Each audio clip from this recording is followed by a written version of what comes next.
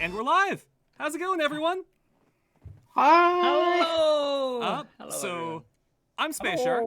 I usually just go by Carson, because that's my name, and it's easier to remember. And as a player of tabletop RPGs, I face death almost every session, especially with the GM that I've had for the last few years. But sometimes death likes to stick around, and you're left in the corner rolling up a new character while the rest of the table's just taking your share of the loot. So, how can you be prepared for that? And I'm lucky enough to know these absolutely brilliant GMs that have been kind enough to join me today, except for Dread, because he's busy. So Because he sucks! We got crudely drawn Dread filling in for him. And we're here to talk about backup characters, so go ahead and introduce yourselves. Let's start from Rob, Felix. Sounds good. All right. Hi, guys. My name's Michael. I'm the Dead Aussie. I'm a professional role player and dungeon master from Perth, Western Australia.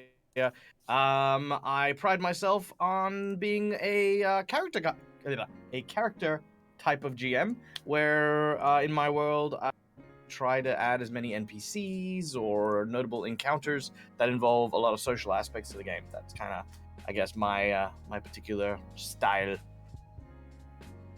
I'm RobertHartleyGM. I'm a dungeon master full-time here on Twitch and on YouTube. You may know me from Viva la Dirt League D&D. If you don't, go and check it out. It's a long-running campaign in bite-sized chunks, only half-hour episodes, so you can easily digest them every week. I'm also the writer for a series called D&D Logic, and you can find me everywhere at RobertHartleyGM. Nice. I'm Felix. I'm the DM of Fool's Gold, and currently finishing up the writing of the Fool's Gold Into the Bellowing Wilds book, which is going well. Sorry I haven't been able to share anything. I'm again in like the NDA territory. I came out briefly. Now I'm back in there. But yeah, that's what I'm up to. Hopefully, starting a new D&D campaign later this year. So Ooh. yeah, we'll see. All right. Well, so this is the first time I've done something like this. So I threw together a bit of a format last minute. I got questions that we can discuss, but if some of you guys want to throw some our way, just start it with the word question in all caps. I stole that from Felix. And one of my fantastic mods, or I will send it our way.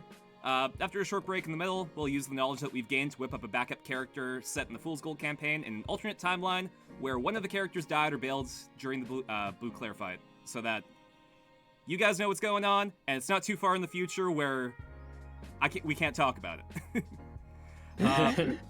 So yeah, I guess the best place to start is just general opinions on backup characters as a tool for the player. What do you guys think about somebody bringing a backup character to the table? It's an interesting sort of double-edged sword, isn't it? Because if you don't have yourself a backup character and need it, then everything has to grind to a halt while you make a character. But if you do have one, it's kind of like giving yourself the out to, like, are you fully committed to the character you're in and don't want this character to die if part of your mind is already focused on, oh, I've got this cool character concept that I'm kind of keen to play. So I don't know, I personally never come to a game with a backup character in mind already, because I feel like if I'm role playing as that character, I'm kind of giving it the this life is all I get kind of mentality that I would have if I was that character. And I go, I don't know what happens after death. I don't know what happens in the afterlife of the D&D universe. And so I cannot afford to die. And so self-preservation is key for my character, just as it would be if I was really that person. And I don't give myself the out of going like, yeah, but if I die, it's not the end of the world because I've got this silver lining of having this other character that I really want to play. And also, it doesn't hurt that I know the game so well that if I was to die, I can roll up another character very quickly. And I know the character creation process, having created lots of characters, that I can just be like, I'll throw something together and we'll work out the details later. Pretty much imagine what Rob said, just with my face. No, exactly the same thing. Like, honestly, I think as someone who runs as many games as I do, I definitely know that every time someone comes up to my table and says, hey, I've got a backup character, I'm like, you mean you've got a character you want to play? And I think for me, I subscribe to the idea that backup characters are, as Rob said, a double-edged sword. But as soon as that double-edged sword is cast, it's always cast. You know what I mean? Like you never, as soon as it's conceptualized, that's it. It's almost as if the character that you are currently playing will never be the same again, because there is that back of your mind, whether you intend it or whether you kind of don't. There's always that part of you that is excited, is really keen to dig into this new thing that you've made, and there's nothing wrong with that.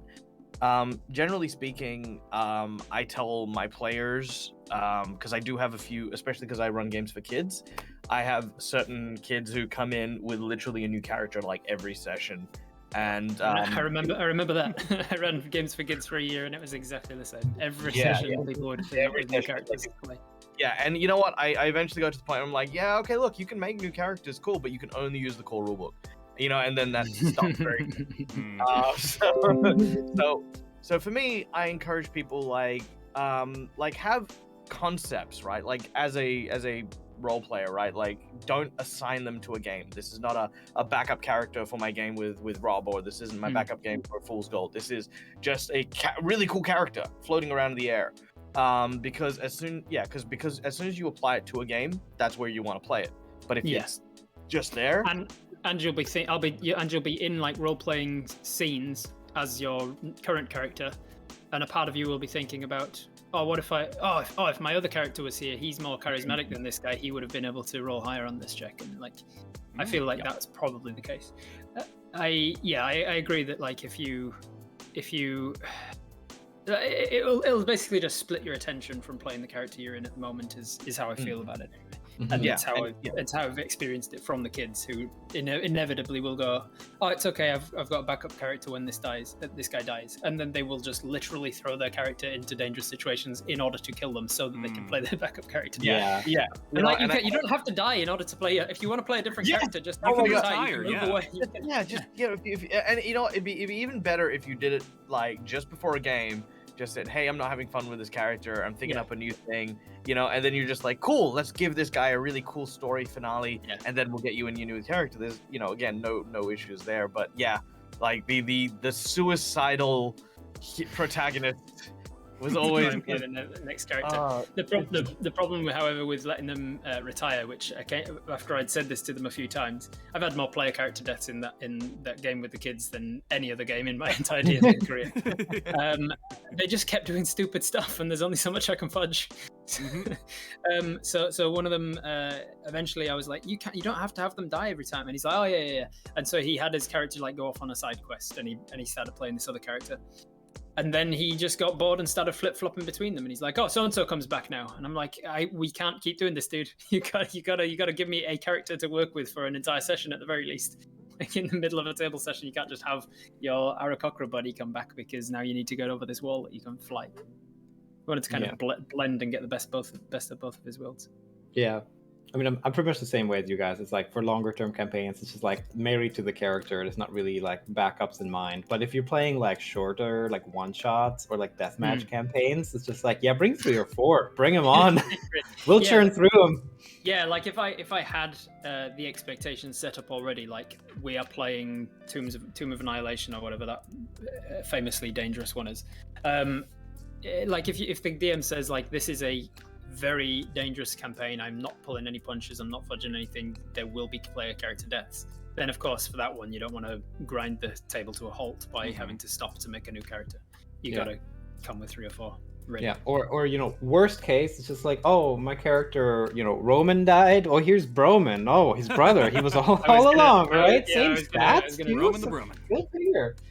Yeah. I was going to bring that up as like a possibility for backup characters and how you guys feel about that, because I did a D&D Logic skit about the character Fargrim, who dies in the first episode, and at the end of the skit it's his brother Targrim, and then Targrim dies and his brother Hargrim comes in, and Wargrim. Eventually they run out of letters. No, and then it was Patagrim, wasn't it? Like to the end. Patagrim with a silent P. So it's spelled double P, Targrim. I've always thought that you create a backup character to get from point A to point B in your next character. So it should be intentionally bland, something that is just carrying you towards your next goal. Whether it's resurrecting your old character or just until the next session so that you can roll up a new one. Yeah. Yeah, that's a good idea. We have got a similar thing in place for the Viva la Dirt League guys. We've talked about player character death in that campaign a lot, just by saying like, these are existing characters from the world of Epic NPC Man, like an existing comedy skit series on their other channel. So can I have them die in character, and would it be canon? Also, our D&D game is set inside of like a video game, kind of. And so it's like, are we applying video game logic in that you can just respawn at a save space or whatever? Does it remove any of the danger of the death and stuff? So we talked a lot about this, and we kind of landed on, if they die, they've got a temporary backup character ready, and I've got the sheets for them printed out. And it's just like, as you say, a really bland NPC type character, another of these iconic characters from the main series. And they'll play as that guy for like X number of episodes until they can get the corpse of their main character back to their last save space, and then they can do some sort of ritual, spend a bit of money or whatever, so that there's definitely penalties involved, and then they bring their main character back and play as them again. Yeah, I've had DMs ask me like, hey, you know, we got a lot of NPCs in this campaign. Would you mind picking one that you can play as that I can just throw you into if your character passes? And it's been a good experience just to be like, okay, you know, I like Berkeley, the guy who had the big shield. Let's play as him, and then he can just go off and like bartend for a while after I'm done with him. Right. Yeah, jumping into NPCs is a really neat solution. I like that idea.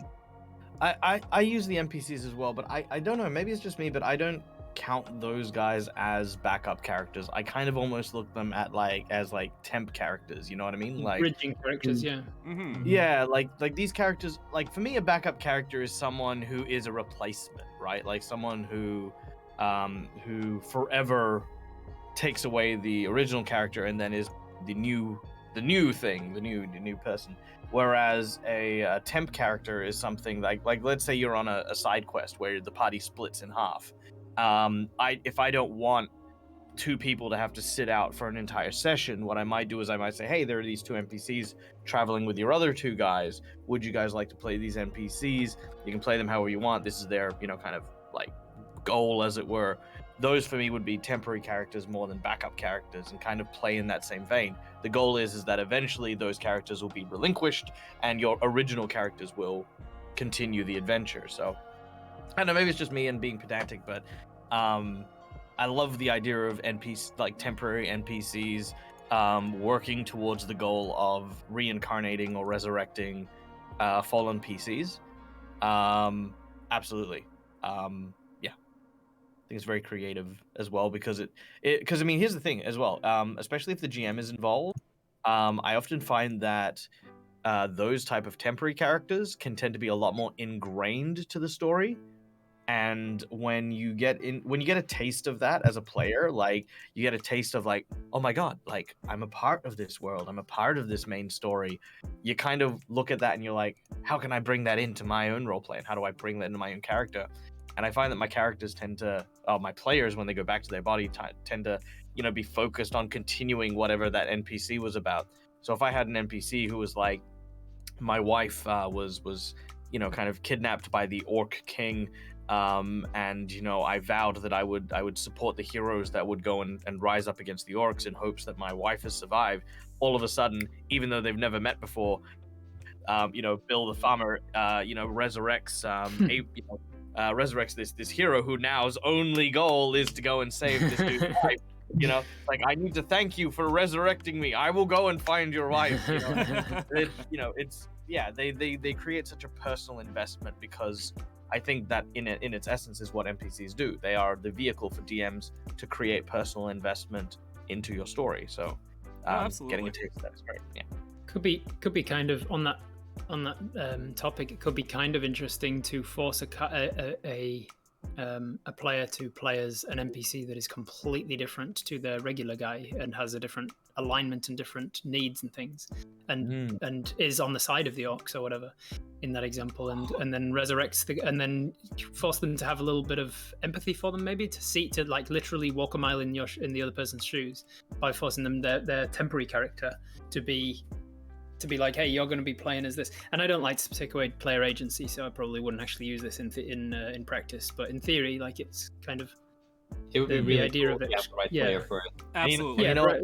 Be like, hey, play as this type of character that you've never played as before. You're usually like a lawful good paladin, and your temporary character until your lawful good paladin comes back to life is going to be this chaotic evil rogue or whatever.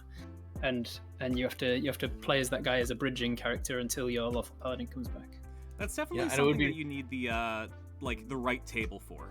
You definitely need the consent of the player, because some people will just be like, well, I don't find it fun to play as a lawful evil rogue, and that's why I don't play as them. And so don't force me to do something that I'm not going to have fun doing. But it could also be really, really fun if you took that idea and then had the group face off against that NPC who was like kind of unwilling to like, I don't want to fight you guys, I helped you and you helped me, but I have to because of my beliefs. And that there's a really palatable conflict there that can also be a lot of fun. Get the whole like, oh, give me warrior's death, that kind of good stuff. Can I take a moment as well to point out the glee in Felix's face when that came up? Like, just what? Oh my god, moral dilemma where you have to kill a friend? Yes. Oh, that's like my entire campaign. When the question of when do you bring it in though? Like, as soon as the person dies, like in the next round of combat, does your bridging character come in? Do you wait until the combat's over and then bring them in, or do you wait until the session is? Do you force the player to just wait out the session? like that's always a question with backup characters as well. Like, if you've got a backup character, are you not as invested in your main character getting resurrected, like going off to find a cleric? I guess that's a good question, because like one of the ones that I have on the list is like where are you? The group's ultimate goal is to work with to bring back your original character through some spell or whatever. So how do you build a temporary character that would be willing to step down if you succeed in that?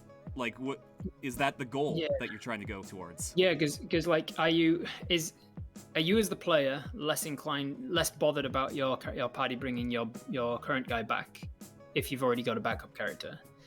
And are your party members, is everybody else at the table, rather, the players, not the characters, are the players less inclined to invest the time and effort to go on a side quest to bring your character back if they know that you've got a different character as well?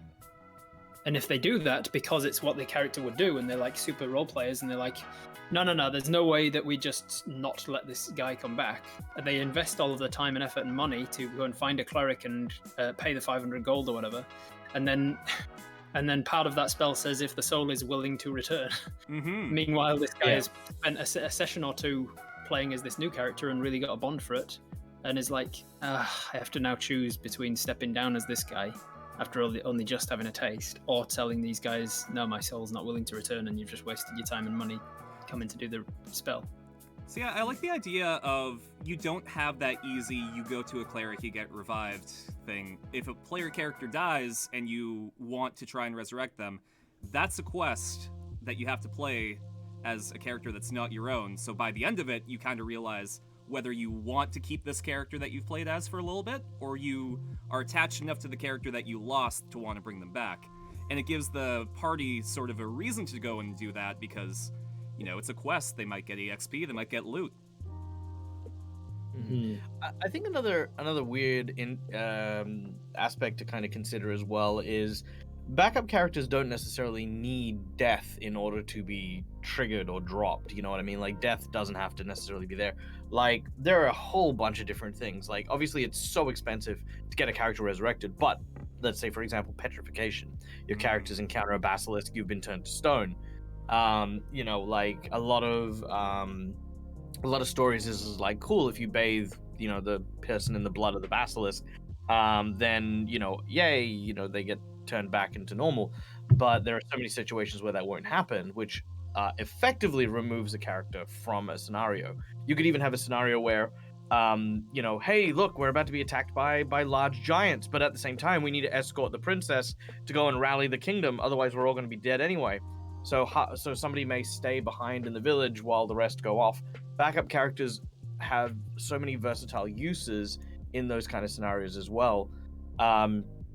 That again, going to that what Rob was saying about these characters, you know, kind of by the time you get to the end of your journey, who do you want to continue with? Can definitely be an instance where you don't necessarily have to quote unquote choose between the you know, the two characters forever, as it were. Mm-hmm. This could be a like, I want to do the next large chapter with this character while my other character is in, you know, this kingdom preparing for war. He is training up the knights and stuff like that.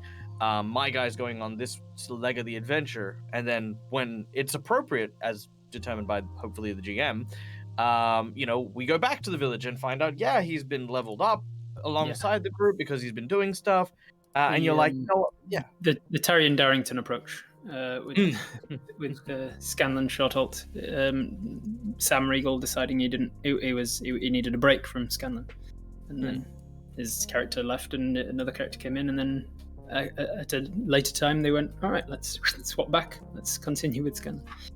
Like, you can just be like, does that count as a backup character? Is that like? I'd say that's playing two characters in tandem. I think that's an entirely new way of playing, to be honest. There's like one more angle also I'm thinking of for backup characters, and I did this only once in a campaign so far, which is that if a character, like you said, is either dead or just out of action or even like imprisoned or something, if they have familiars, you can give them control of the familiars. Because I had this was a 3.5. I was playing a paladin And of course, they were all about their horses, right? So I was just playing as my horse, essentially, giving it mental commands the entire time.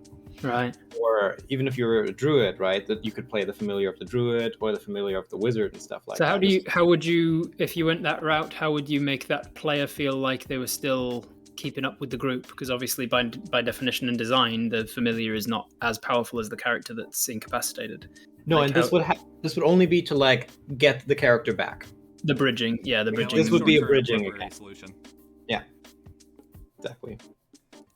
All right. It's interesting because there are, and now that I'm thinking about it, I'm also reminded that they did another example of a character getting incapacitated in Critical Role, where Grog pulled a card from the deck of many things and disappeared, and then like he just had to come up with another adventurer to go off and find Grog's soul and get him back, sort of thing. So there's examples of people dying and getting replaced by a completely new character.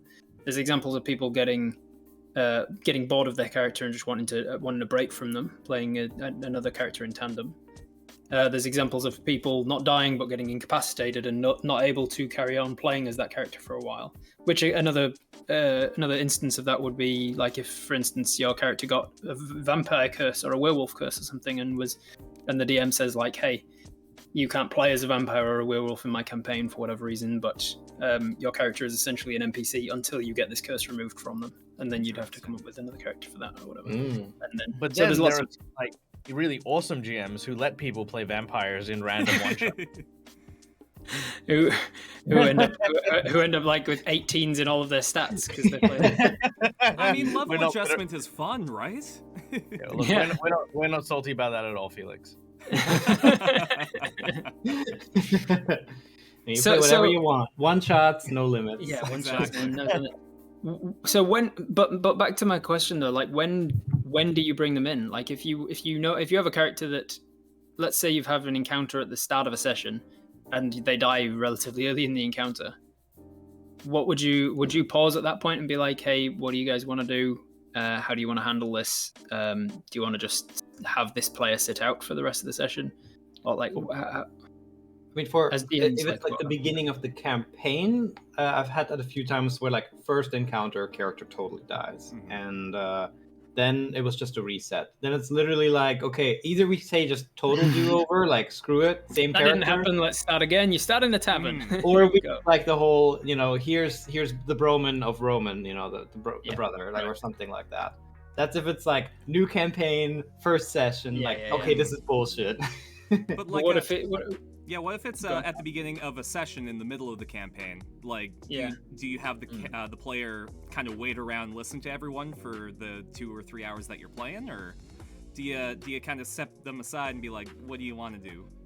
That really depends on the situation. Like if there's an NPC there or like a familiar, then maybe that's like the bridge, right? Here you go. You can play this for a second. Let me quickly jot down the stats for you. Here you go. Now you're playing as the NPC for a minute. Yeah, but if it's really just like, this is the beginning of the session, it is just like, the four, like the party of four or whatever, like in the desert, there's nobody around, then I might say either, okay, are you okay waiting because we're going to bring this in later?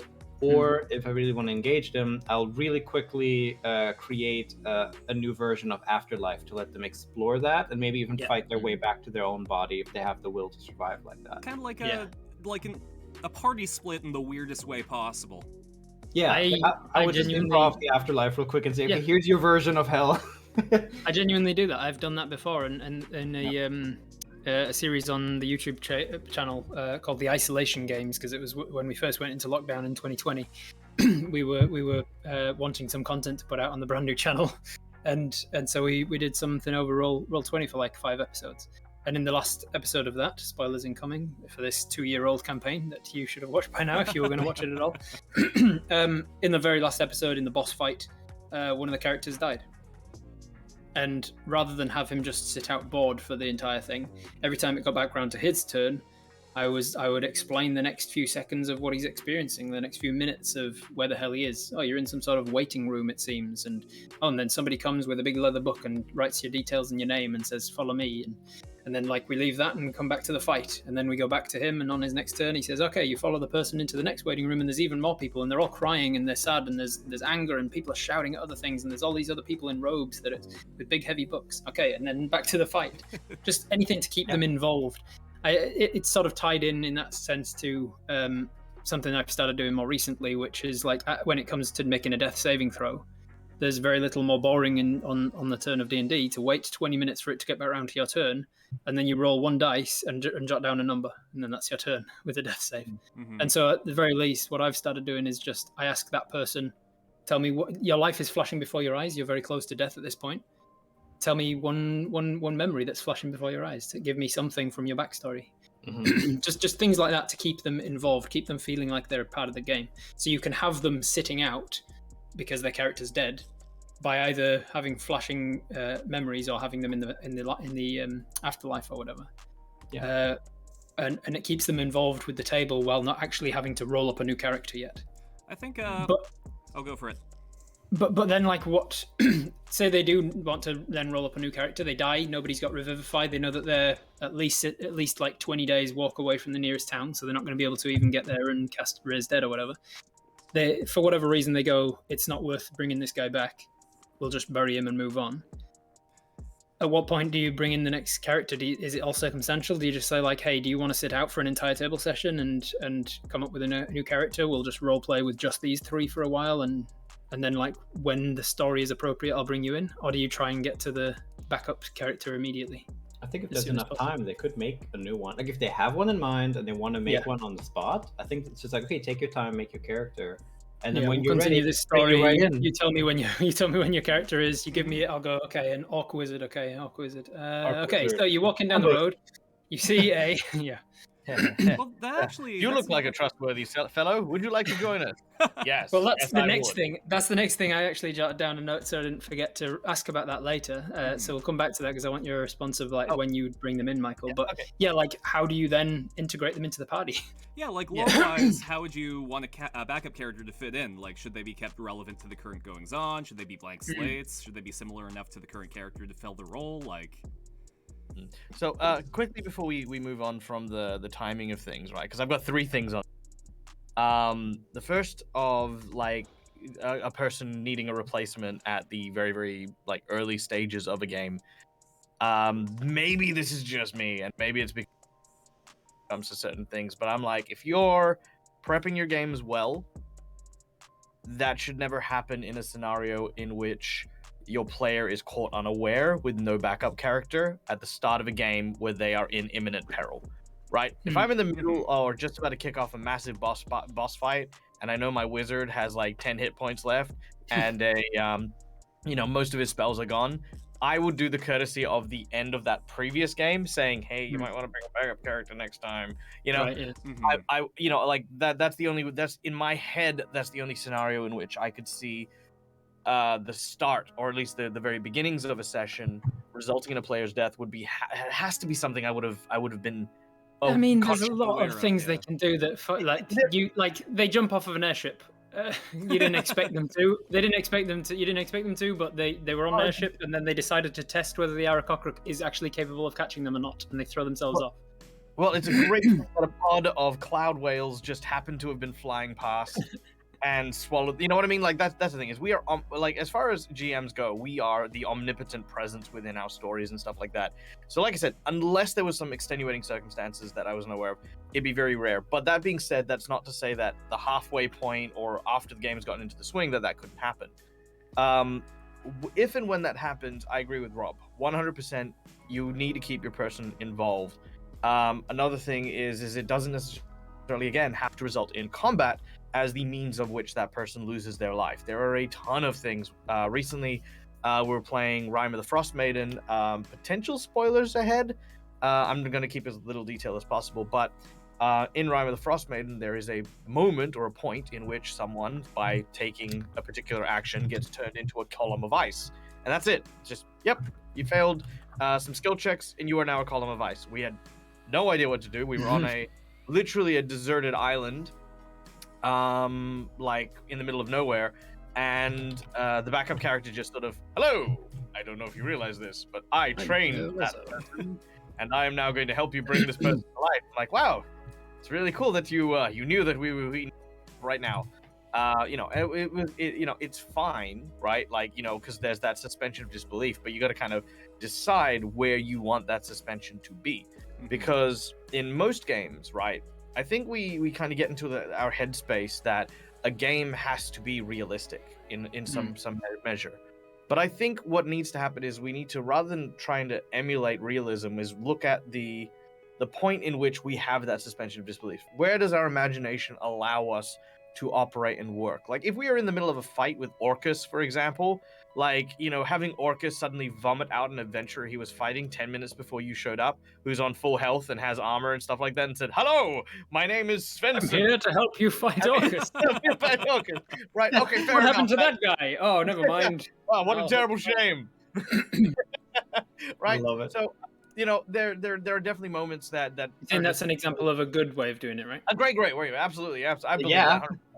I'm just saying, some tables will be okay with that. Some people will be perfectly fine with you jumping in with a drop-down character that parachutes in. Other games where you're trying to create maybe a more gritty or more realistic thing, like, for example, what Rob says, like, hey, look, this is the scenario we're in. We're in the middle of a game, so as a GM, your attention should be focused on the game, not necessarily the story writing aspect of how to fit that new character or this person in. In that regard, the backup character, if you have a backup character, communicating stuff with the GM and working with the GM with the narrative makes that moment, that integration of that character mid-game, a lot easier, which is why I mentioned, if I know that my player is in imminent peril, I'll say make a character and then try to talk them through it. Because if I know that you're playing someone, like, let's go back to the desert now, someone who is like, say, I want to play a dervish dancer. Great, fantastic. We're in the desert, okay? There's not many towns and civilizations, but what if we add a nomadic tribe? Would you like your family to be from a tribe of nomads? All right, fantastic. Let's build out these nomads. Let's fill that out. And you can work with someone so long as you keep that line of communication, because when you start to think that it's all your story, and the players are simply driving around in it, there is that disconnect. And I think it's important that if you're making backup characters, talk with your GM. If you're about to die, your GM should very, very courteously go, listen, buddy, I couldn't help but notice that you've started running through the dungeon ahead of the group with 10 hit points. I'm not going to tell you what's in those next few dungeons, but have you considered a backup character? literally how one of the player characters died in that kid game that I was talking about. They got into a fight outside of the crypt, and he got downed, and then nat 20, so he got back on 1 hit point, and then he ran after the will-o-wisps, knowing full well what will-o-wisps are and what they can do. He ran after them. And of course, they led him into a pit trap, and he fell and died in the pit trap. And then because he got to reduce to 0, they did their will-o-wisp thing of like instantly killing him and sucking their life and healing themselves. And he was like, "Oh, that's right." And it helps. That sort of ties me back into what I was going to talk about how I run the gamut on all of the things, the entire spectrum of when to bring a character in. Because with the kids in the kids' games, the kids are paying for my services, and it's a once a week thing that they look forward to at school every day. Like, I'm not going to make him sit out an entire episode because he did something stupid with his character. So he will literally turn up. He's already, as we talked about, they've all got the backup characters that they want to play anyway. So he had his character ready. He probably even had the sheet. I don't remember. And on the very next round of combat, he turns up and he goes, "Hey guys, I'm a part of the party now." And all the rest of the party go, "Okay, cool, let's go. Let's do this thing." And they just suspension of disbelief out the wazoo. Whereas my home games, which are very much more roleplay heavy, gritty realism sort of things, and Dag can actually attest to this firsthand because he's recently joined that home game, is they will have, if somebody dies and has to introduce a new character, they will have a real hard time roleplay wise trying to justify why the hell is our close-knit team of adventurers having to trust this robot warforged monk cleric with 4 hands that's carrying around his dead master. And we have to put a lot of time in game into justifying why that character's around. And some of those players have said, like, if my character dies, I'm perfectly happy. In fact, I'd like to sit out for an entire episode or two. Just you guys just play without me and just like continue the quest. And only when it becomes like story sense for you to have grieved my character and gotten over them and stuff, then you go into a tavern and you meet the next adventurer or whatever. Yeah. So I really do like everything on the spectrum. We had a question from RDF where like your player made a backup character and brought them to the table, but the group dynamic just isn't coming together. Like, what should the player do to fix that? Should they just make another character and sideline the first? Like, what do you do when that happens?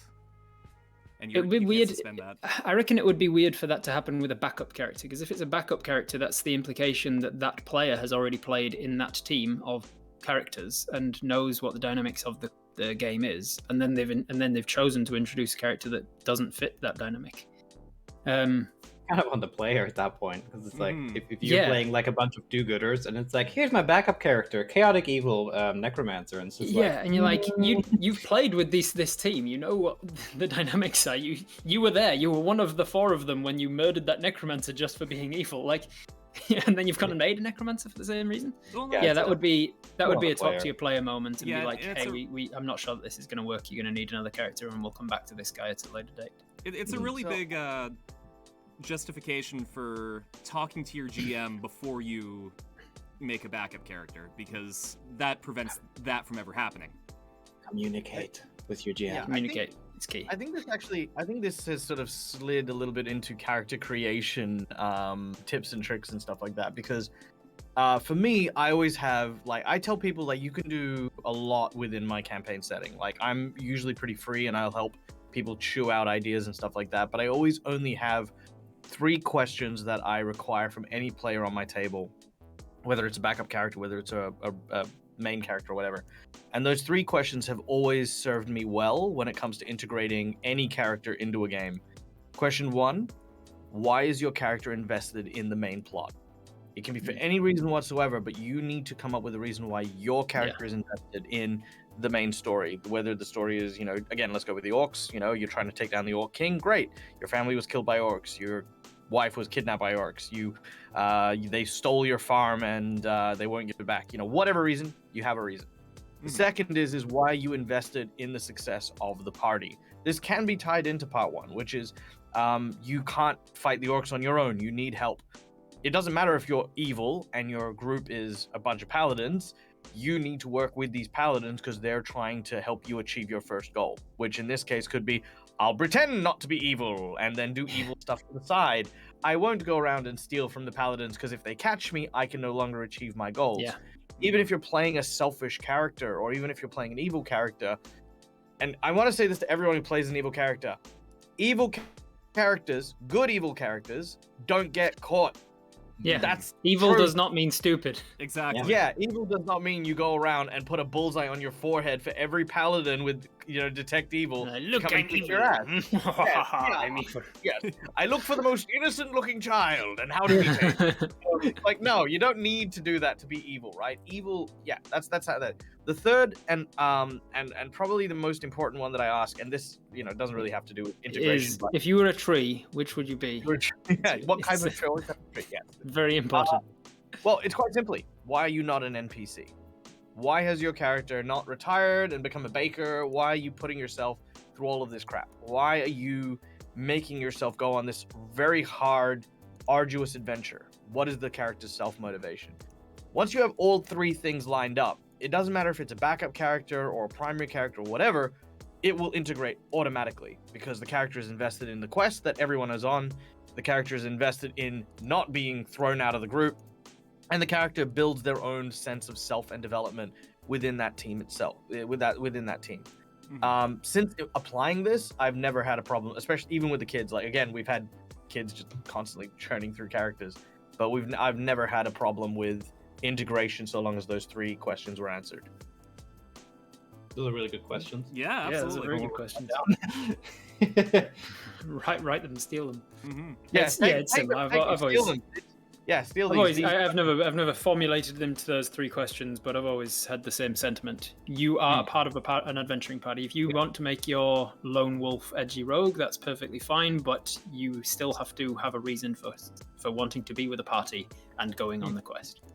Absolutely. And I mean, you could set up your camp away from town and stuff like that, and you can, be all moody and edgy and stuff like that. But you need to be invested in their success. You don't have to be friends with them.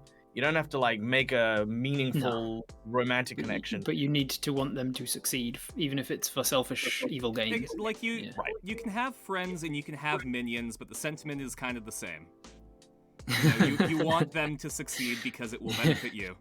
Exactly. Yeah, exactly. Like to make it even funnier, like if you're the edgy dark rogue with like a bunch of paladins or something, but you actually play it well, that's fucking hilarious. That's gonna be a great character.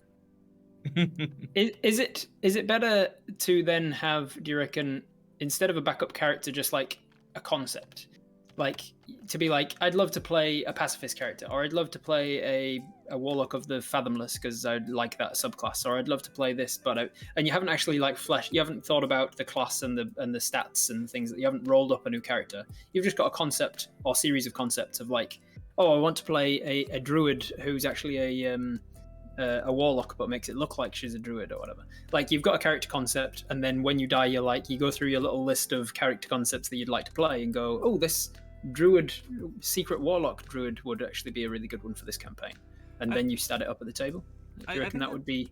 So if I can just ask for clarification here, for everyone actually, what do you define as a backup character in that sense? Like, is it someone who comes in with an actual pre-filled character sheet, someone who comes in with a build, like a mechanic build, someone who comes in with the concept, or someone who just has like, I want to play a fighter at some point, like what on that spectrum is like a backup character, as it were?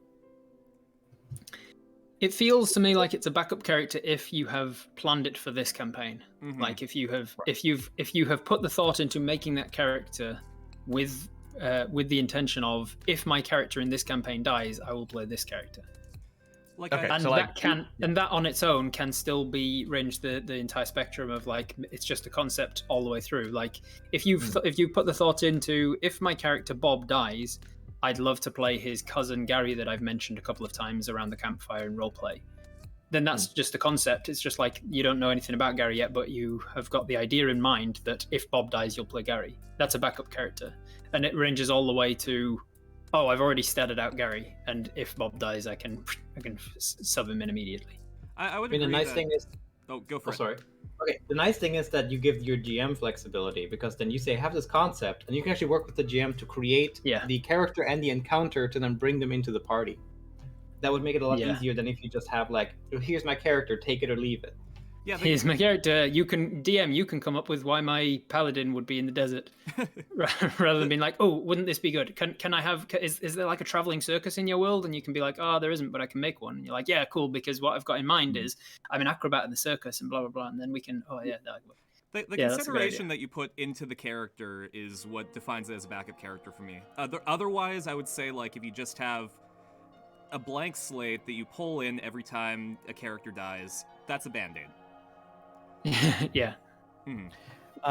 I mean, maybe it's just me, but every time someone comes up with a backup, 9 out of 10 times this is the build I want to play. Right.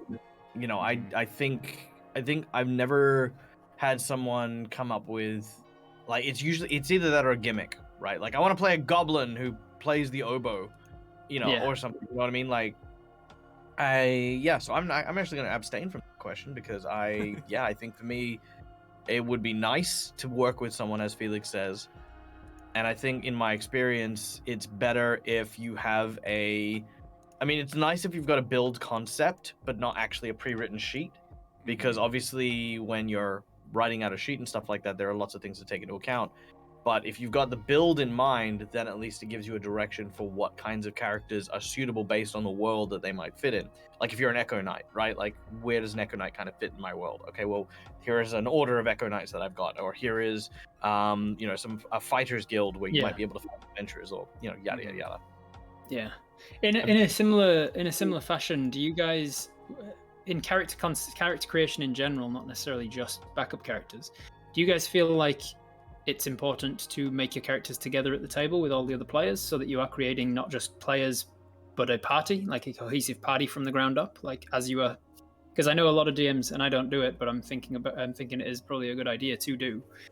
a lot of GMs will just be like, no, character creation is a part of session 0, and you don't come with your own characters. We come up with the characters together so that you can make out a cohesive party and come up with your backstories and the reason that you're together and stuff like that.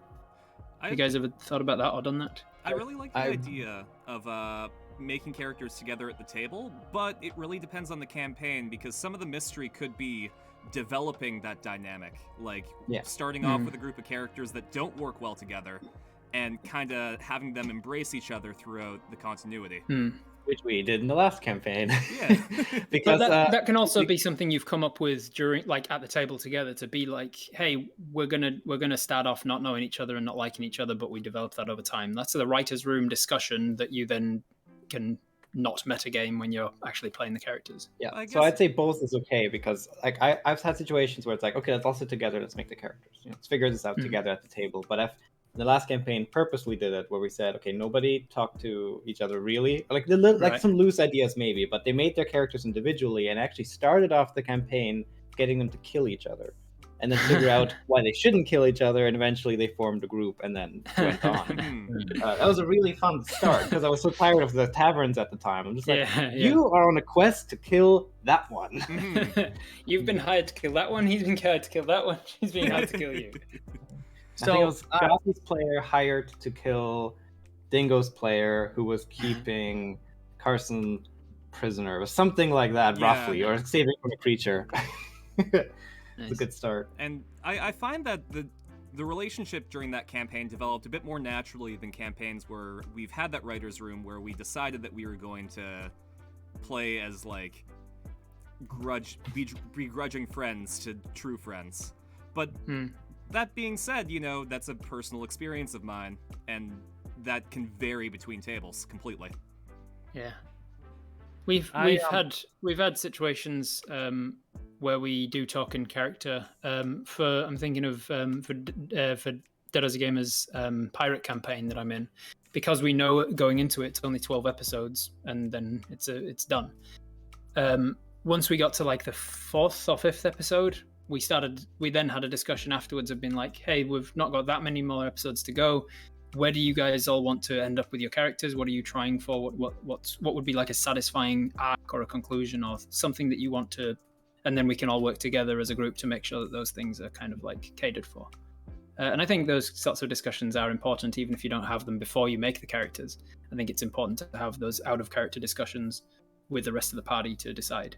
And to get this back on topic, it is important to do the same thing when you've got a backup character. Like, hey, shit, we came up with this whole party dynamics together during character creation when we were all pitching in, and now one of those has died, and we have to kind of shoehorn this other shaped jigsaw piece into the hole that guy's just left.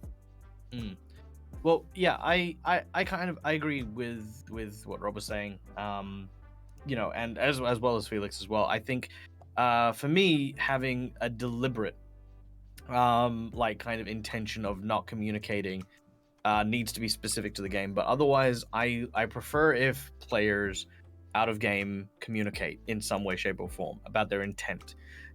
I don't subscribe to the idea that there is quote unquote you need these pieces to make a party. Like, if my group wants to play 4 rogues, play 4 rogues. I don't care. I will do what I can to compensate. For example, I might make potions more readily available. I might make I might make somebody like the primary quote unquote antagonist, and they serve as the tank because everyone's pissed off at them or whatever. The idea that I want to have in terms of cohesion usually comes from the story start. What puts everyone on that quest at the very, very beginning. And it works better for me if I know about each of the characters and everyone understands what you want going in. A great example of this is I do a private game, which Rob's involved in, once a month for a few people who are currently playing in a food-based RPG. And the start of that game was the group are in a restaurant. And that was one of the big things. It's like, cool, you all have a restaurant, it's yours.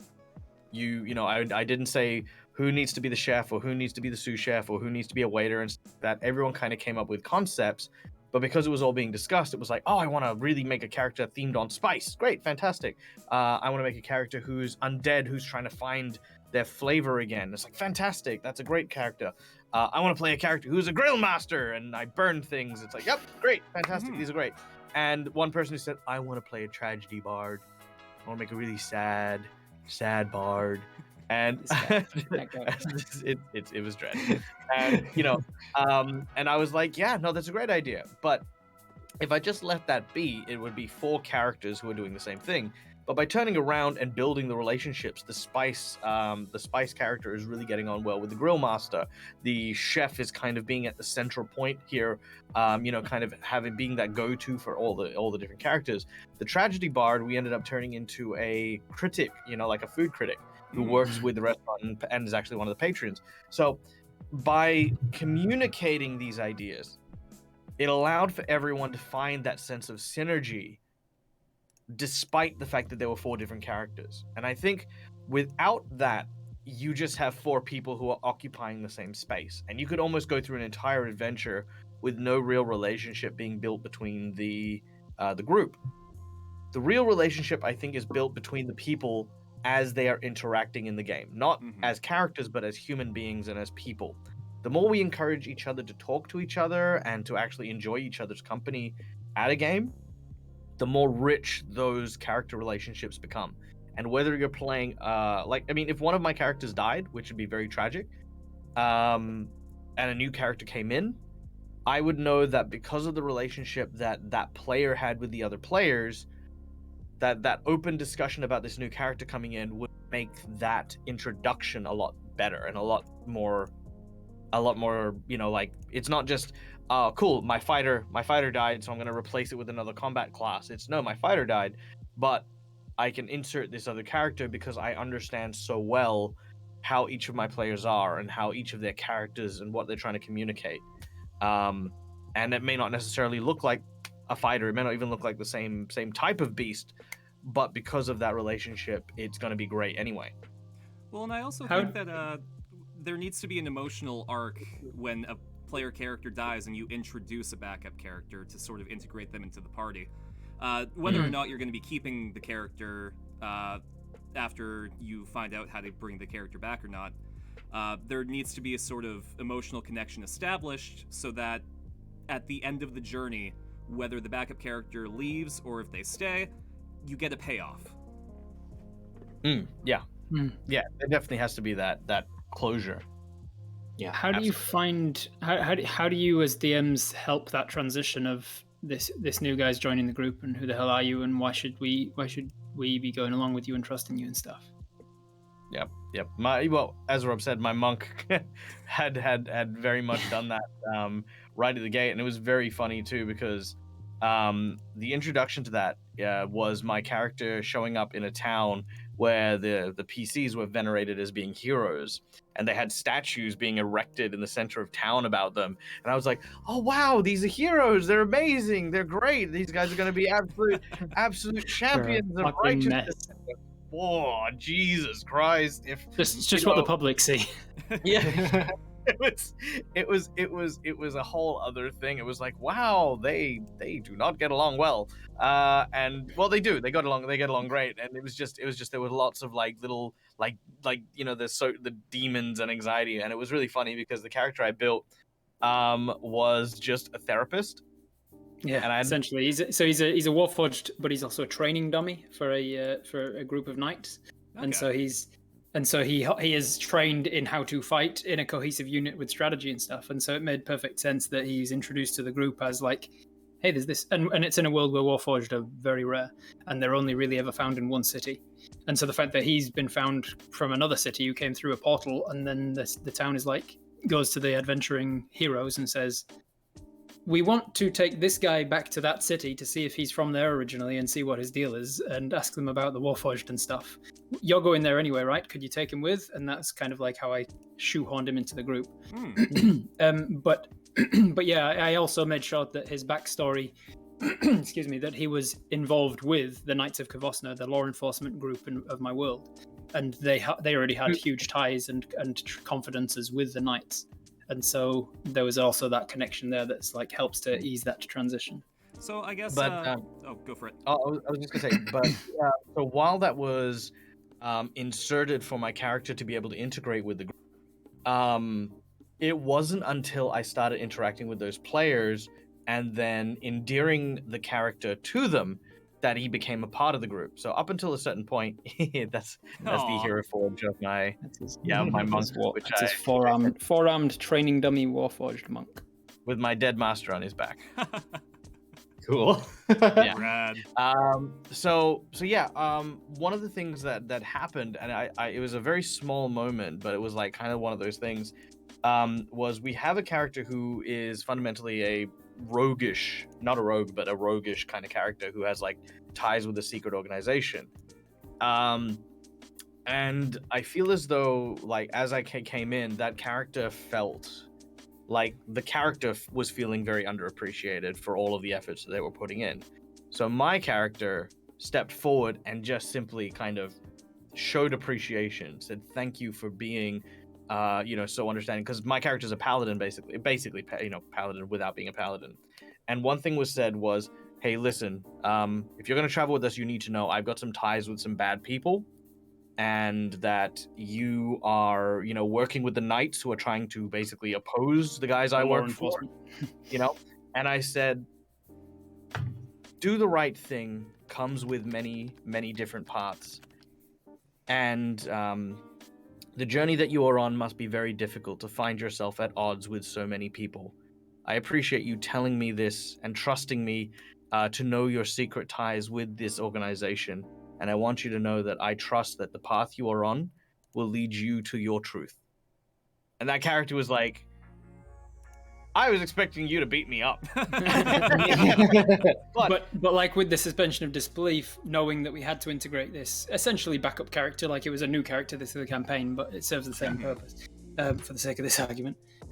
Knowing that with that meta level knowledge of going, we need to get you integrated. Like even if we have to smooth out some things at the edges here in terms of the realism of the story.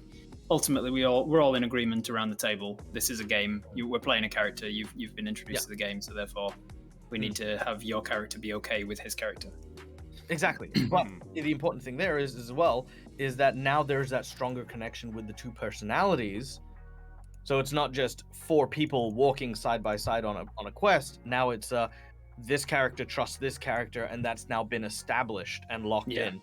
And that then allows that to continue with the character. So when you're making a backup character, that's an important element. And I, find elements of your, even if you don't know the characters already, find elements about your personalities, your ideals, your flaws and bonds and everything that will allow, when you meet this character in game, will allow for a very quick connection to them, so that you've got reason to be around and reason to suddenly invest in that group and their survival. 100%. And if you do it, it'll be beautiful. So that translates really well into a question from chat where, and I'm going to modify this a little bit to fit a little bit better, but like if the player's character dies and they form that dynamic with the group and they kind of realize that this is something that was stronger than they had with their previous character, and they kind of don't want to get resurrected anymore or complete the quest, is it metagaming for them to say like, hey guys, don't go to the trouble of rescuing my character? Or should that happen naturally? It doesn't. No, I don't think it's metagaming. With my go-to is always talk to your players. You can talk. People are allowed to talk out of character. Try not to act on too much stuff in game, but you can always talk out of character. You need to communicate better. And so it's not at all against any rules for you as the player to say to your fellow players, "I'm really enjoying this character, and I'd like to stay as this character." And then your fellow players can make that choice for themselves, for their characters, to say like, I don't think my character would be able to not try to resurrect you, so I'm going to go through the process anyway, and to hell with the expense. The DM, if they're a good DM, will probably go like, I appreciate that he's committing to the roleplay here, and he's going to spend 500 gold pieces of diamond, knowing full well that the resurrection's going to fail.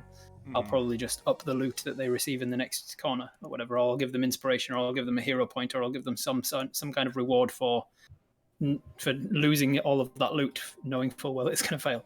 Definitely. Well, I love the idea of completing the quest, but not in the way that it was intended. Like, it still feels really rewarding that you've come to the conclusion that this character needs to stay down, or like, I don't know. It does feel like there was a reward at the end of that, despite not being the one that was intended. Yeah.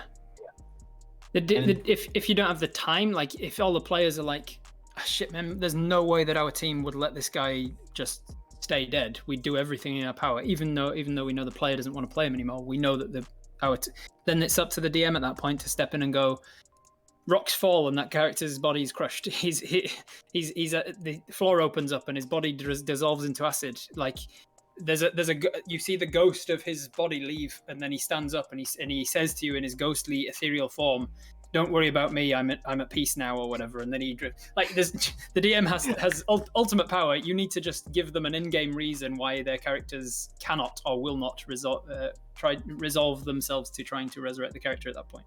Yeah, the rule of fun takes over. It's like, metagame away as long as it means more fun. I'm laughing internally at the thought of just the soul rising up and me just like, I'm out, bitches. I'm out. Just Goku fading away. I never liked you guys anyway. I'm super devious. I would have them search that player's belongings and just find all this blackmail on like every single PC, like, and just be like, has this guy been taking notes on us? This son of a bitch! What the hell? How did he know that I cracked open a pumpkin and drank its juices? He's doing the Batman Justice League thing. He's keeping secret notes on how to defeat all of his allies in case they ever turn on him. and then in the event of my death, all of these will be processed to. Yeah, I have unless I give the code word every day. This will be released to the local news. Yeah. All right. Well, I think that you guys naturally answered like 30% of my questions, so thank you very much for that. Yeah. I have a topic that we haven't talked about. How do you guys feel as DMs with having a pre-existing character come in, say from another campaign, someone that they've played before, maybe in another campaign with you, maybe with another DM or whatever, but they've like, hey, I've played this character before, can I use it in this campaign? And not, I suppose, not necessarily just for... You of all people are asking me that as well? Yeah. I feel like most of the characters you play have come from another campaign. That's because you choose to keep continuing other people's campaigns. You were the one who chose to continue Fool's Gold Part 2, whatever we called it. That's true. And then what about Through the Breach? Through the Breach, that's just players I've made from Through the Breach, though. Yeah, but you could make a new character. Yeah, but that's just carrying on the same character into more stories with the same character. That's not reintroducing a character that I had into an existing campaign. Okay, fair enough. Yeah, I love it, honestly. I think characters that have history add depth always. I think there is an inherent risk that you need to be aware of, and that is, of course, pre-expectations. One campaign obviously may have different expectations to another based on the genre that you as a GM want to be following, or maybe even the table makeup may not necessarily be the same as the original table that character came from. So as long as a GM you tell that player to manage their expectations with this character, and definitely tell that person that if you put your character on this table, the target goes back on them. It means the end chapter that you got from whatever campaign wrapped up, that is being untied, and the book is because this character could now die again. Yeah, exactly. Your ending may differ from your happily ever after from before, and as long as they're open with that and willing, I'm always super excited and love it. I absolutely do.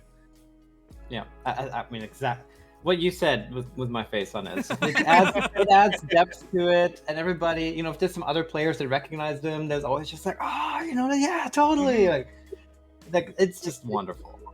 Absolutely. My only trepidations with it is that if they've created a character, I've got a real bad echo.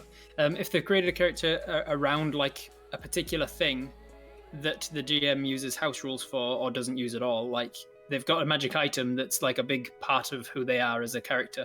They've got like some sort of a necklace that disguises them, and that's like a big thing. And then the GM's like, oh no, that's a homebrew item. I don't allow that at my games, or it's unearthed arcana, or it's that sort of thing where you and obviously that's easy enough to fix. You just realize, you just go over it before they use it, before you okay it. That's all part of the player going, can I use this character? And you going over it and going, yeah, that's fine. I feel like every foreign character like that needs to go through the GM equivalent of airport security and have all their things stripped. It's like, okay, now you may proceed. Now you may proceed. And the character goes, well, this isn't the character I want to play anymore. Well, you know what? Especially if you're going to a different DM. Oh, sorry. I think there was some voice loss there. Oh, sorry. I was saying, if ever you've been through Australian customs, yeah, it's a whole thing. Is this fruit? Which world is this from? But like, is that an Eberron thing? If I introduce your character from an Eberron campaign, does that mean I have to make everything from Eberron canon now in my world? And like that's another thing, just going from DM to DM as well. Like I find that if I'm bringing in a character from a different campaign to a different DM, I would want to go and redo the character with that DM in mind, just to adapt it to their rules. Yeah. Like I doubt that I could play Arena in the same world as my friend Caleb made, where it's kind of like low dark fantasy. You know, if I wanted to play as Arena, I would have to kind of reskin her as a character that would work in that world. That's actually a really good point. I think that's the only way that it could work, really, because if you're like, hey, what does it mean to be Arena? Like, not necessarily the stats and everything, but who is she as a character? And then you take her and you start again from scratch in the world that they're using. Because, for instance, if you wanted to use Arena in a game of 5th edition, you guys in that campaign were using 3.5, was it? Yep. So like you'd have to start again anyway. So I think even if you're going from 5th edition to 5th edition, you should act as if you are going from one edition to another and just start again from scratch and go, how do I make this character in this system with this DM using their rules and house rules and style of the gameplay and stuff. And if it's a backup character, then you've already played. By definition, you've already been playing with that DM for a while, so you should know a little more about who they are, and that should ease the process, I think. I do like the idea of having your backup character be a character that you've played previously, that you've kind of wrapped up their storyline. You know, you kind of introduce them as they're coming in to kind of save the day, and then they go off and do whatever they were doing before it.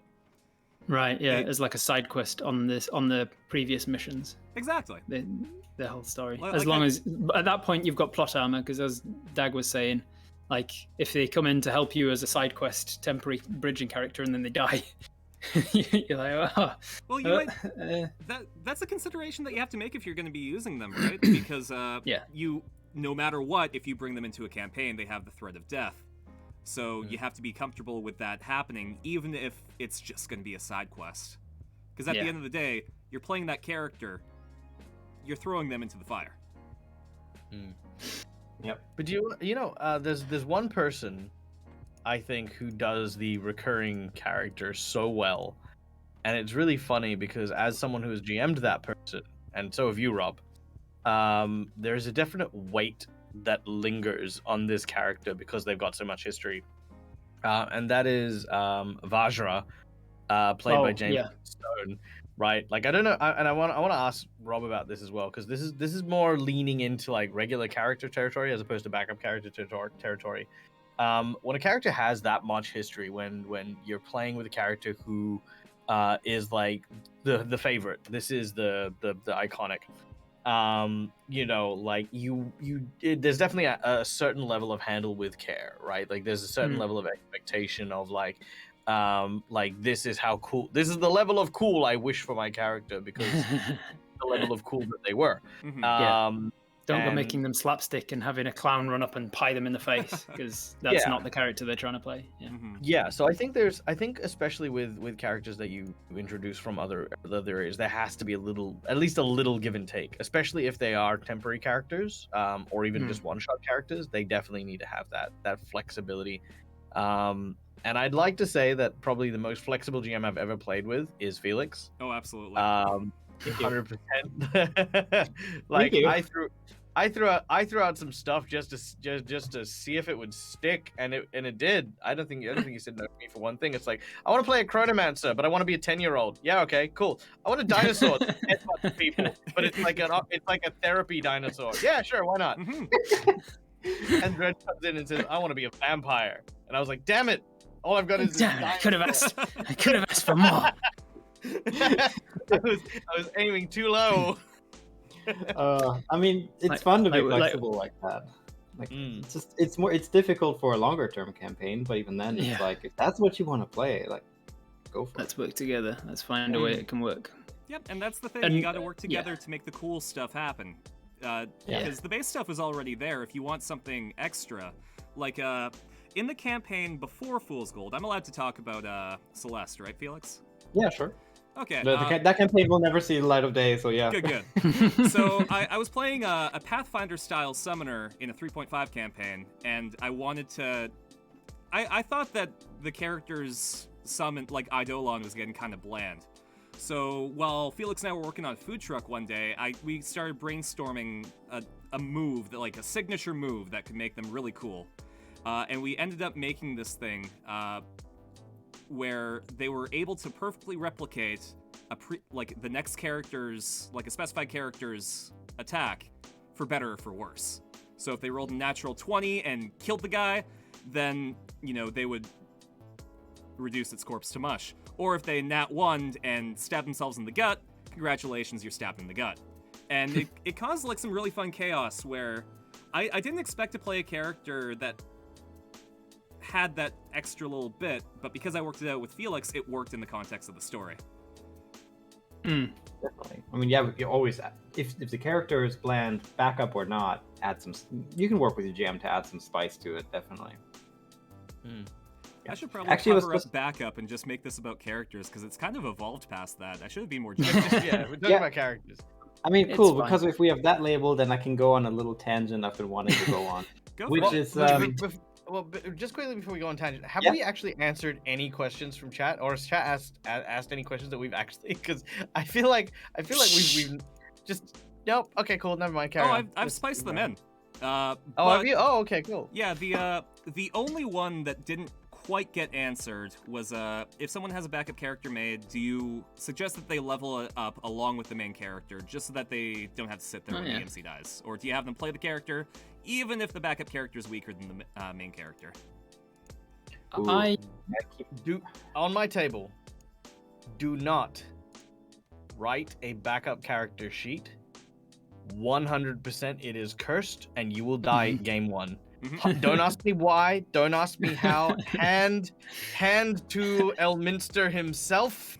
Your character will die session the first time they touch my table if you have it pre-written before my game. I don't know why. It's never happened. Like, I've had a character do. Could it be that you keep killing them?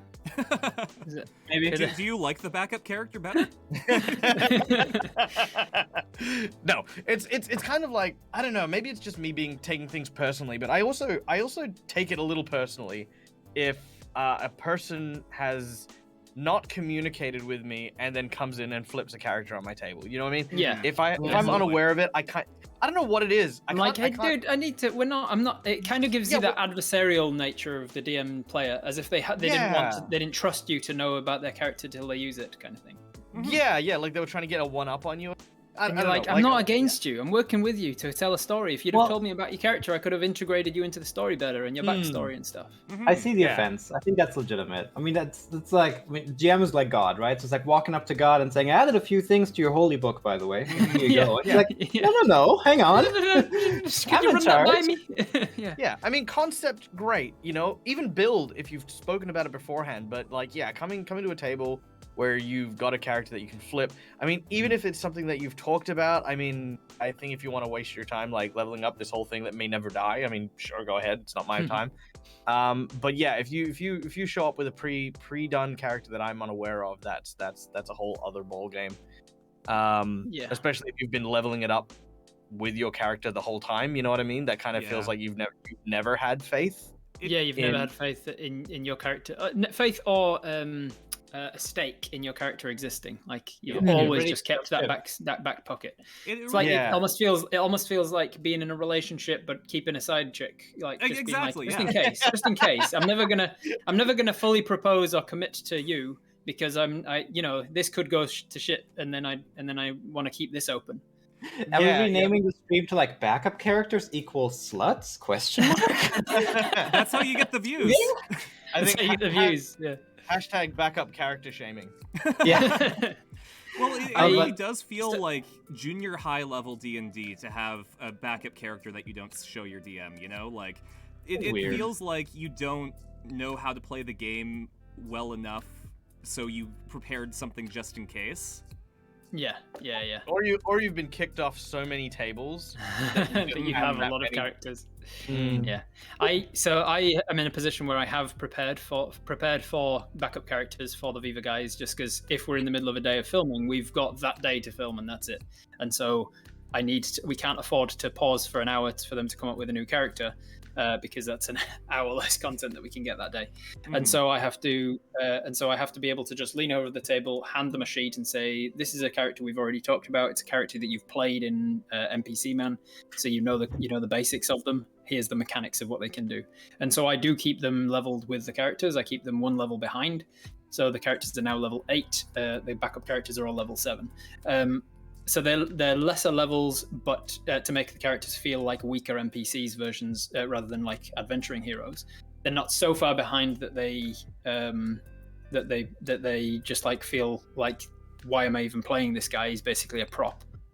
But they also have plot armor, because if their main characters died, I'm not going to kill their one backup character and then leave myself in the lurch. So they're NPCs and they're like, oh no. And then they're just going to be humorously just in the background as things are happening. Oh no, and things can happen to them, but I'm never going to like target them with attacks to like try and kill them, because then I'm screwing myself as well. I don't need to back up their backup. And as I say, their backup characters are intended to be bridging characters until they manage to get back to where they last had a save, saved the game as it were, and reboot their character. I think that's a cool idea that you have the backup character kind of under level just by one level. Because in general, just to give that hint that they're not quite the same as an adventurer. Yeah, but in terms of like this question with the backup character, like should you level them alongside your main character? I would just say in general, I don't know about you guys, but I would never start a player at a lower level than the party if they have a new character coming in. Yeah, that was one of the DM mistakes I made early career. I was like, oh yeah, if they start after the party, I need to punish them for not being there from the beginning or something. And so I started them at a lower level, and then I realized I was like, A, why am I doing that? It's way more work for myself to try and keep a track of like balancing fights and stuff. And B, what am I punishing? I was like, yeah, what am I punishing them for? Let's just keep dying and then starting even lower. It's a snowballing effect, and who the hell cares? Yeah. Do you remember back in the day where certain spells used to be? Used to suck away XP, yeah.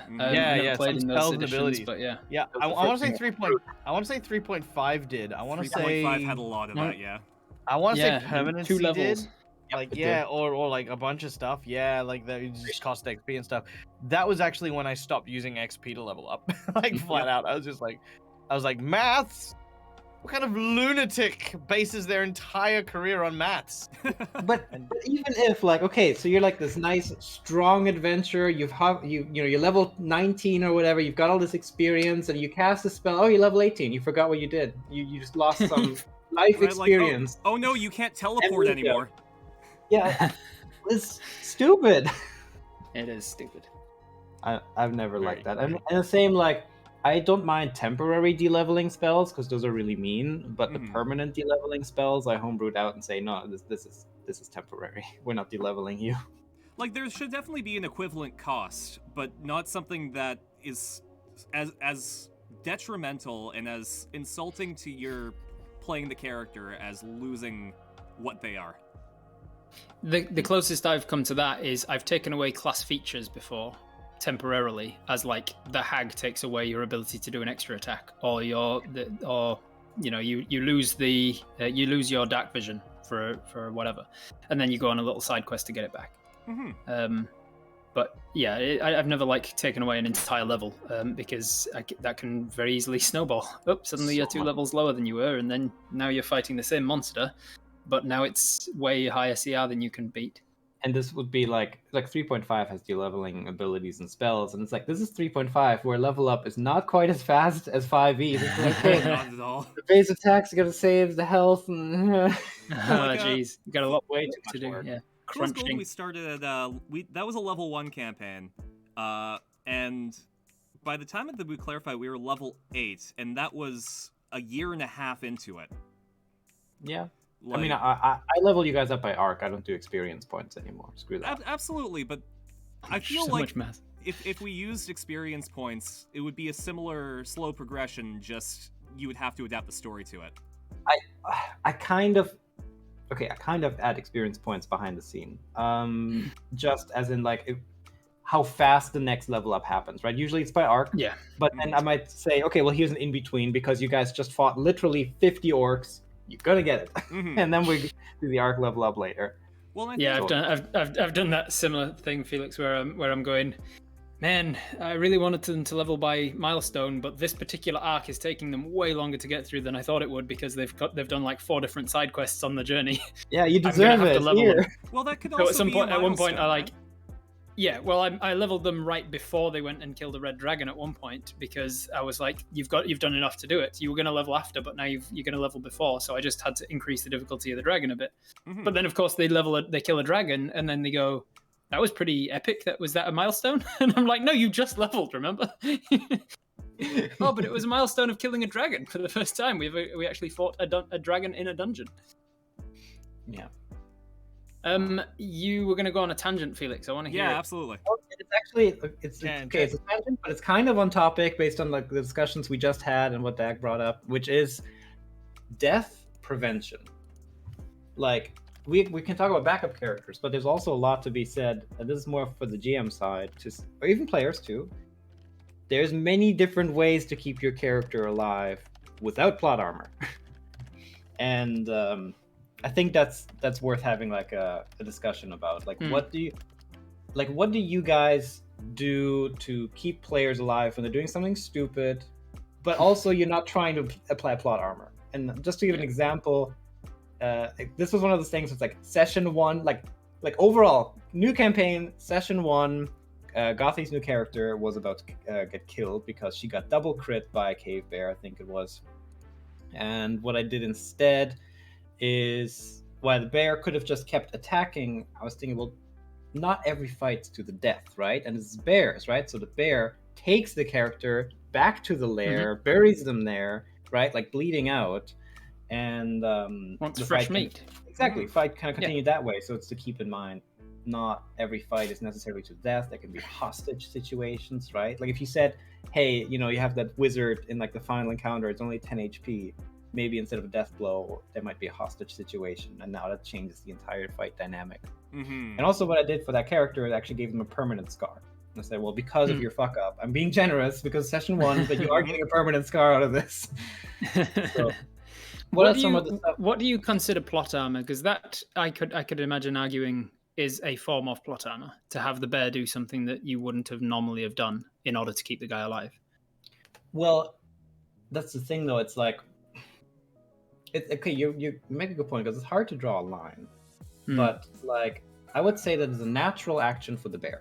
One I was actually considering doing anyways in that moment of just like, well, this bear of the realm of possibilities of what this bear could do, it is one of those options. Yeah, exactly. Like, okay, if you're going to stab the bear, it's not gonna spare you if you stab it first, right? It's like, you're an intruder, I'm going to kill you, and then there's nothing to be done because this is what this fight is about.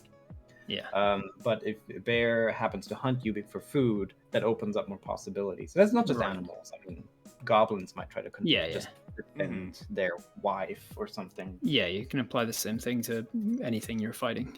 Yeah, exactly. So it's about looking at the possible things that this character, this monster creature could do, and if one of them spares your life, you choose that instead to keep them alive, and you wouldn't consider that plot armor because it's something that this creature would reasonably do in this situation. I would say it depends on how reasonable it is. If it's really reasonable, I would personally probably not consider it necessary plot armor. If you're like, quickly steering hard away You're from like, what was going to happen, then He okay, could this is theoretically be scared of you in this moment because of reasons. Oh no, Yeah, exactly. a whale appeared right on top of it. That's improbable. I guess it's harder than I thought actually. Not talking about this to draw a solid line because it's almost more like a spectrum. Yeah, I would say the Well- plot armor is a spectrum. Everyone does it, just within varying degrees, and some of it's acceptable, and some of it's detrimental. Yeah. Yeah. All right. I'm gonna wave my flag here at this point. Right. I'm gonna say this. I am a massively guilty player of wielding plot armor better than I use my character. Right. Like, there is nothing wrong with being likable. Okay, there is absolutely nothing wrong with making your GM feel like crap for killing your character because you're just such an awesome like character in the story that they just don't want to, right?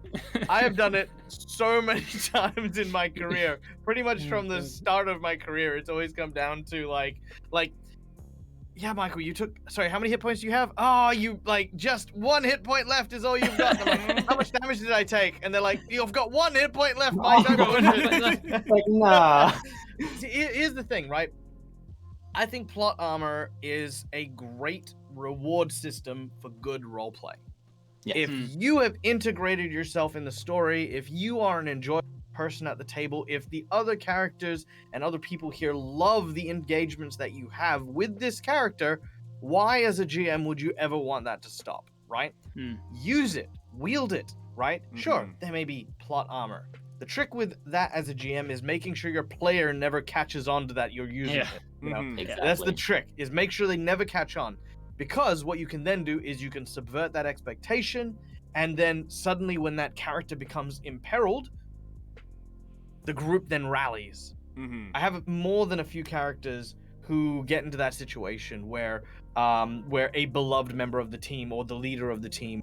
I mean, I think in one game we had like a joke bard named Elvis, and the entire, I'm not joking, it was like a 12-player table, and I run big tables, we know this, but you know, like anyway, it was a 12-player table, and I kid you not, we got through this massive war where giants were raiding this town and they had a pet red dragon, and they did not care if the town burnt. They did not care that most of the NPCs were maimed or killed.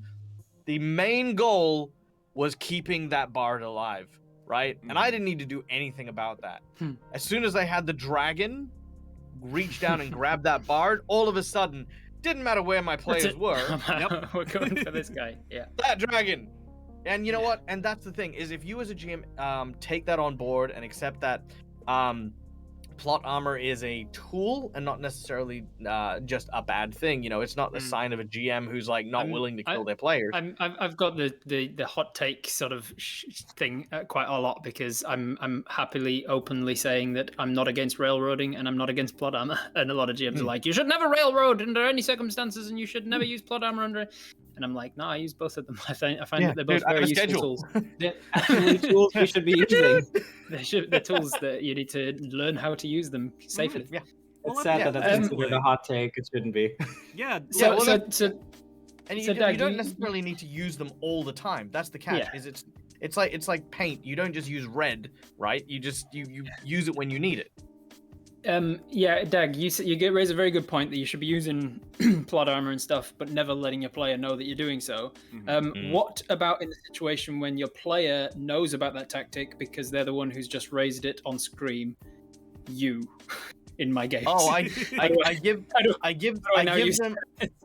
Well, here's the catch. First of all the GMs watching that actually, you know what? One of my GMs is now, so thankfully he can't watch me. But as for the rest of the GMs, here's the thing, right? Sometimes you're going to get that. If you've got that trust with that player who is still willing to accept that their character may die, that's okay.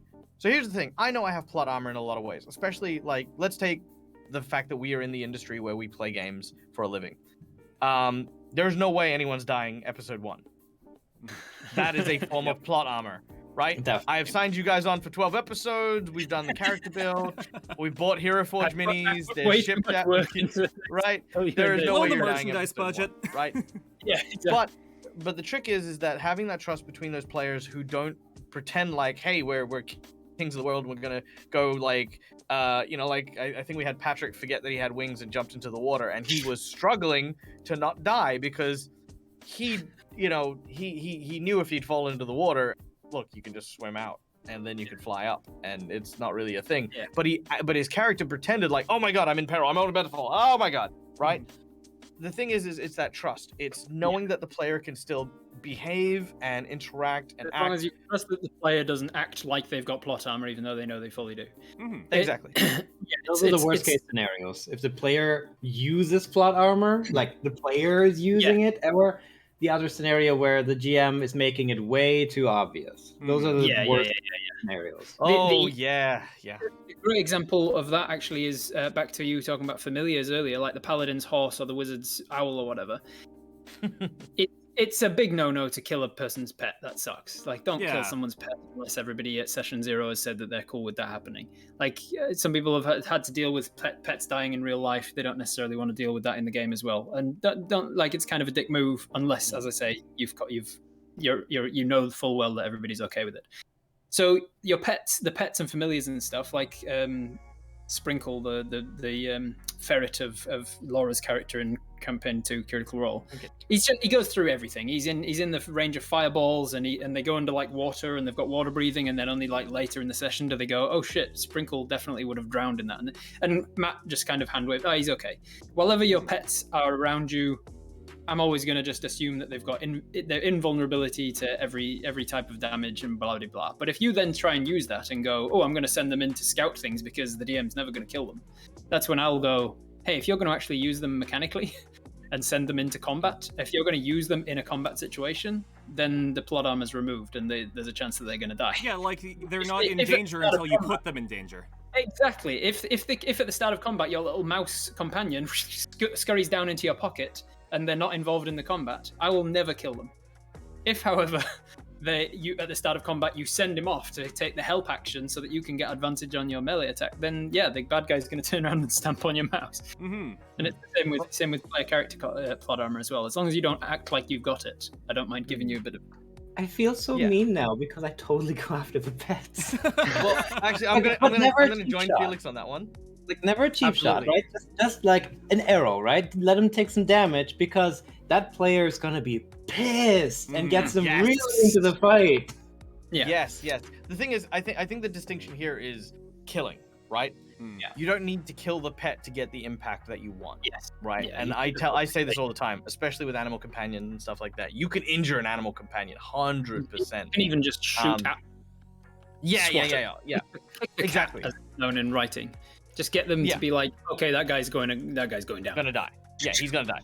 Yeah, that's always a thing. And yeah, especially if you're playing in a table with like so many people using pets in a mechanical sense, that's just one of those things where I even had someone do this. Now I've recently got a player in one of my tables who, rest their soul, their pet had passed, and I said, look, I want you to know your pet will never come into harm because that's me as a GM doing what I can to make my players feel comfortable. Yeah. I had another player who, because we're Australian, we do tend to be a little bit, our sense of humor is very weird. So I do apologize if this upsets people, but I had one of my players mid-game, he sent his like wolf up against like this, it was like this basically this just giant tentacle fungus thing, yada yada yada, failed his grapple check and get eaten and stuff like that, and he turns around and looks me square in the eye, and this is like a 12-year-old kid, and said, my dog died. And he looks me in the eye, and I was just like, bullshit. and then in that moment it was like dead quiet, because either A, this kid was having me on, or B, I had just called the kid out for bullshit about after he's dealing with his dead dog. Yeah, but he was bullshitting me which was good. You took the gamble But, and won. Good job. yeah. It's like I looked at that and I didn't blink. I'm like, yes, called your bluff. But you know, like, yeah, look, animal companions, definitely not off the table unless they are aesthetic, unless they are part of the vibe. Actually, I don't mind sharing this concept. Actually, I've got a character in mind for an upcoming game that I'm playing, a private game, where I'm playing on a ship, playing a pirate game, and I want to play the helmsman. Now it sucks being the helmsman on a pirate game because, and that's, you know, my entire actions for however many rounds. So I made a hawk summoner. So what I do is I summon copious amounts of birds and share what's called teamwork feats among these birds. So teamwork feats are kind of like if two people have the same feat, they get an extra bonus. So I have an ability where any hawk that I summon has teamwork feats, and anyone within 30 foot of me has the teamwork feats that I do. So I'm going to sit on the wheel and have my hawks fly around and basically flank, boom, +4, and then haha, now escape route. You do not provoke attacks of opportunity while moving within the threatened range of my bird. But the funniest thing I took was a betrayal. What? Well, the funniest thing I took was a betrayal feat, which allowed my team to grab a bird if they're about to be hit.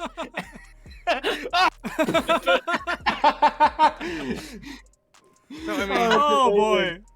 So I don't think my GM's gonna give me plot armor on my bird. No, maybe not.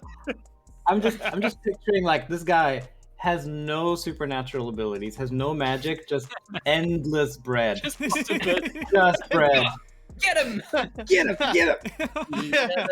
Get him! So bad. A bread man. You could have also just made a character that has, you know, so he can summon something that just steers for him while you go and join the fight. Like a gorilla. Birds, I guess. Yeah, summons a gorilla. Yeah, maybe. Yeah. I mean, what you've described is probably one of the most fun support characters I've heard of. Like, you are on the back row, and you have a quirky gimmick that puts you in the game. I absolutely love it. Yeah. Well, I kind of want to also play around with the idea of like using the ship as a weapon, like, you know, making the yardarm sweep across the aft of the ship and knocking someone into the water, or you know, I'm also taking leadership, so I can like have people like take up the sails and try to club haul and make everyone on the port side of the ship just fall off as we suddenly sharp turn. You know, I want to kind of, I don't know. It's I've played so many pirate games that have just been like, I have a big sword, or I have an anchor, or I have spells, and I'm a druid, or and I I have work in tentacles water. that comes out of my wrist. Oh yeah, you have to, yeah. Oh, so, you know, we've heard it once, we've heard it 1,000 times. yeah, exactly. But I've never done this before, so I'm very keen on that one. Cruelty to birds. There's Ajo. I have the question I have for you. So I played a character kind of like that, but instead of birds, he had just 4 mini bullets. I named them after the street sharks. Oh, nice. And after he got knocked out, they went crazy and started attacking everything around. Would your birds do the same? Yes, 3.5 druids. So my birds are summoned, so they technically disappear when they go. I do have one companion, who actually has a 200-foot fly speed, so I don't imagine he'd stick around for long. Not fair enough. See, there is a 5th edition druid class, Circle of the Shepherd, where one of the late level abilities, like level 17 or something, is if you hit 0 hit points for the first time on any day, you immediately cast Conjure Animals at level 9, and just like 4 tigers essentially just surround you and just attack anyone that comes close, which is pretty dope. I do want to interject really quickly and say thank you very much, Book Ruffle Cartoons, for rating. Welcome, creators. I appreciate it. Before we move into actually creating a character, I've got one more topic about backups that I wanted to discuss. We kind of joked about it, but we didn't actually discuss like our thoughts on it. The whole here's my guy Jonathan, and now here's his brother Tonathan, and here's his brother Simathan. Like, what do you guys feel about what level is appropriate to be like, that's not a new character? You like, are you okay with it? Or are you like, come on, like, give me something different. I When think it it depends on the happens context twice. of the campaigns. Like if it's like a serious campaign, it's just like, okay, well, hang on.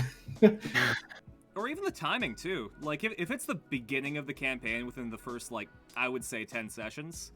We play long format.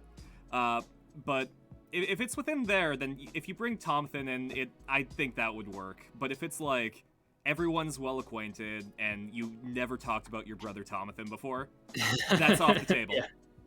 Right. So, And at that point, how would whenever you- you're in a game, always bring up your long lost twin brother. Your brother, your long lost twin brother. Oh, Yeah. at the start Any of the character first can- session. If you're long playing a lost twin Space brother, Shark just game, to you set it gotta up. bring that up. I mean, you can always plan ahead. Like if you know that your character is going to be a little bit of cannon fodder and you're going to have some deaths. I once made a character, a bunch of mutated moles that would stand on each other's shoulders with a long trench coat, and whenever one died, they just got a little shorter. But every time they leveled I up, like I that. would take another mutate ability that would give them an extra mole. They just meet another guy. So they could kind of do like the cell thing, like they split into two basically. Oh, So yeah. it was one character sheet, but like 4 to 5 moles or so, and it was kind of OP and a bit unkillable, but it was a lot of fun. Just area of effect kill them. Yeah, So I guess there's a D&D homebrew that has nothing to do with any other game system that has a race of plant-like creatures that actually germinate a seed that they can plant, and as soon as they plant it, a week later, their identical clone with their consciousness emerges and the original form withers and dies. So if you I loved that idea. And so whenever someone plays one of those races, I basically quote unquote make them immortal, but you need a week downtime to Come back. come back. So it's not something you can use to kind of just flip into and make death. Because the thing is death as a consequence has so many different avenues. Like, for example, taking a week off from a main plot could result in like some major consequences. Yeah. So it's not like, they try to die. But as long as you're alive, it's kind of like, cool, your seed is planted, you're gonna, grow in a week. Up until the point where the seed is fully formed, it's like, oh no, I'm walking around, and then suddenly, poof, suddenly, oh, okay, cool, I'm now here again with fresher leaves. There we go, no harm, no foul. And then put another one in, and off you go. But as soon as you're dead, it's like, well, thankfully I planted that seed like 4 days ago, so I only need to wait 3 days. it's like Lichdom That's without all neat. the extra steps. Yeah. Exactly. Well, we were talking about making a Nautilus back in Rob's Yeah. stream using the what was it, the Cauldron of Cauldron of Rebirth. Yeah, the from Cauldron Tasha's of Cauldron Rebirth. Everything. with a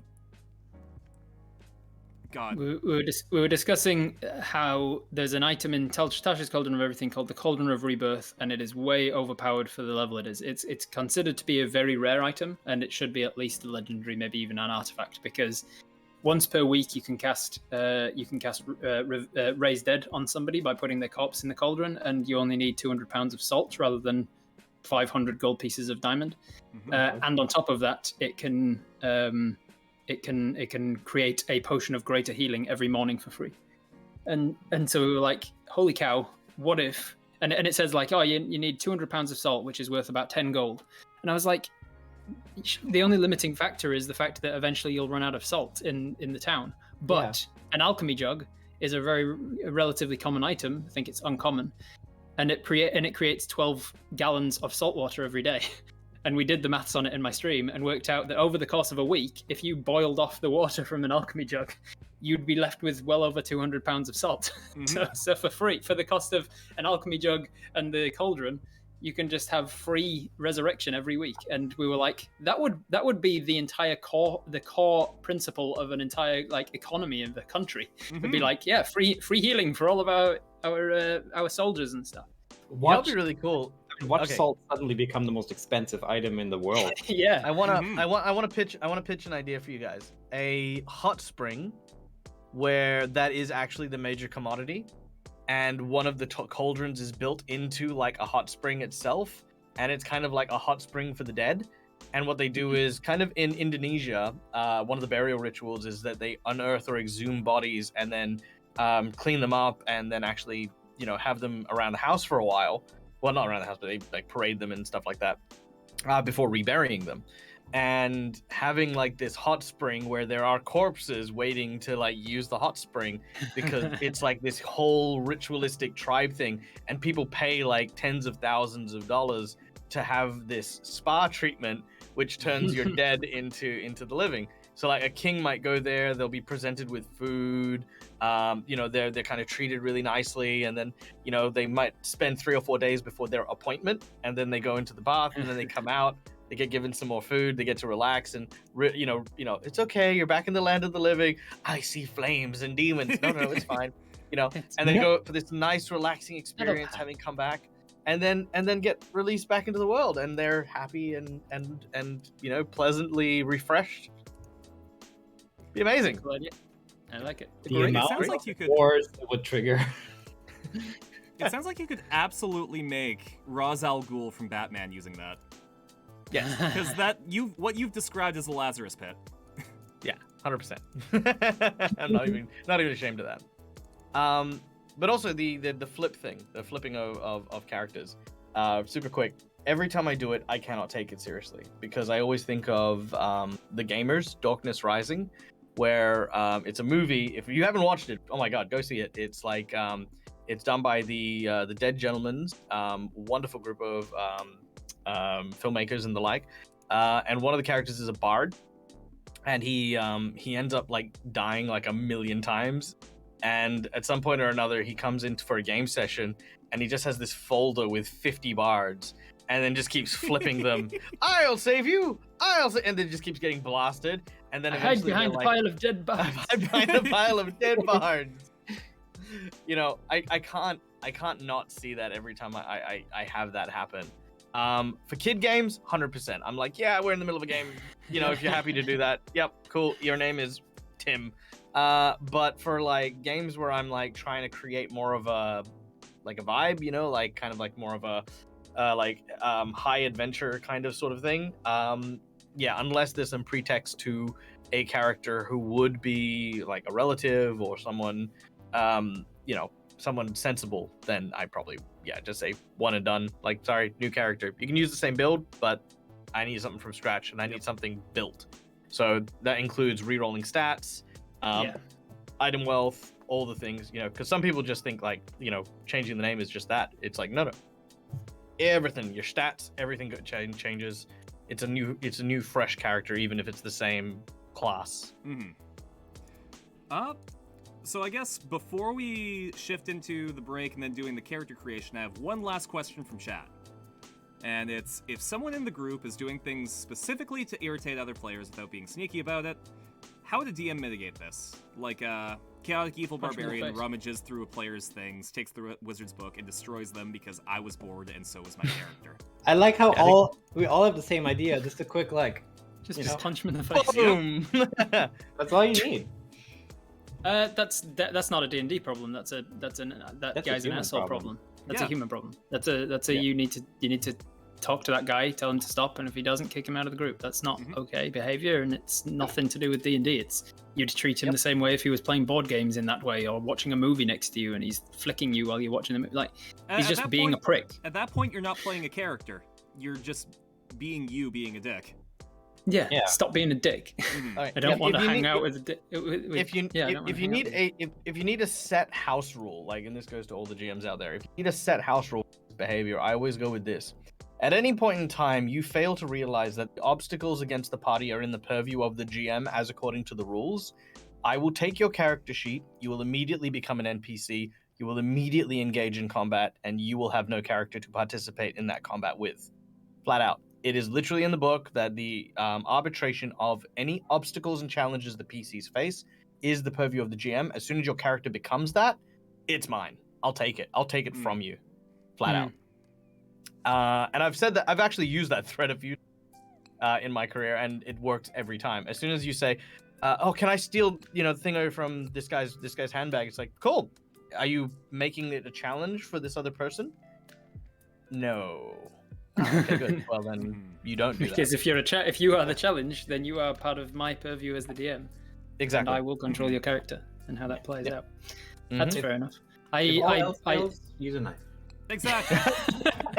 I go with the PvP rules that the rules I use for PvP is it's perfectly okay as long as everybody involved is okay with it. So if you say I'm gonna punch him in the face, I'll turn to the guy who's the target of your punch and I'll say, are you okay with him trying to punch you in the face? And if they say no, then I'm like, it's going to fail. You can try to punch him in the face and automatically fail, or you can redact that attempt to do so in the first place. And they'll be like, I'll try anyway, and I'll just fail. And you swing and miss. PvP gotta be consensual. Yeah. I mean, I think if you're accenting something story-wise, I agree with these guys. Absolutely. Like, consensual, and that's it. But if it's I'm trying to be sneaky, specifically trying to be sneaky, that's just an outright nah. I'm not even gonna give that to chance. Even if both players were okay with it, it's like, yeah, I'm happy for him to steal my stuff, and I'm like, yeah, but you're missing the next bit where it's because if I catch him, I'm gonna murder him. You know, it's like, you know, I don't want to even start that up. I prefer PvP as something that you discuss in session 0, so that you know that it might come up later. Like, if you all have to agree that's cool, otherwise no PvP. I feel like we need a different name for session 0 as well, because calling it session 0 makes it sort of implied that it only happens once before the campaign starts. And I think it's important to have an ongoing session 0, as it were. Like, you need to keep checking in as you go, in case people have changed their mind about things or other stuff have come up that they didn't think about in session 0, especially for a campaign like mine that's been running for 5 years. Like, I need to continually check in to be like, are you the same people that you were 5 years ago? No. So maybe your triggers or phobias or things have changed, and what you want from a game has changed or whatever. And so keep bringing it back, but it's because it's just replete with good examples. I'm playing in the pirate game with DeadAussieGamer, and I'm playing as the captain of the ship. And so my character has authority over the other characters, but I, as the player, don't obviously have any authority over the other players. And so in session 1, a couple of the characters did something that would piss the captain off. And so I asked them about it afterwards, out of character. I was like, how do we want to do this as a group? Do we want to have any sort of PvP of my character punishing you or admonishing you as the captain? Would he tie you to the mast and give you lashes, or like would he just assign you to latrine duty or something? Or like, and we talked about it. Like, that's a potential for PvP, but like for the sake of story, how do we want to handle it? I guess you could really call it the green room, because just out of character. Yeah, just out of character. Mm-hmm. So, like, it's just something that it keeps up in the background. You keep touching base before you go into the game. Like, it's your prep area. Yeah, the prep area. Yeah.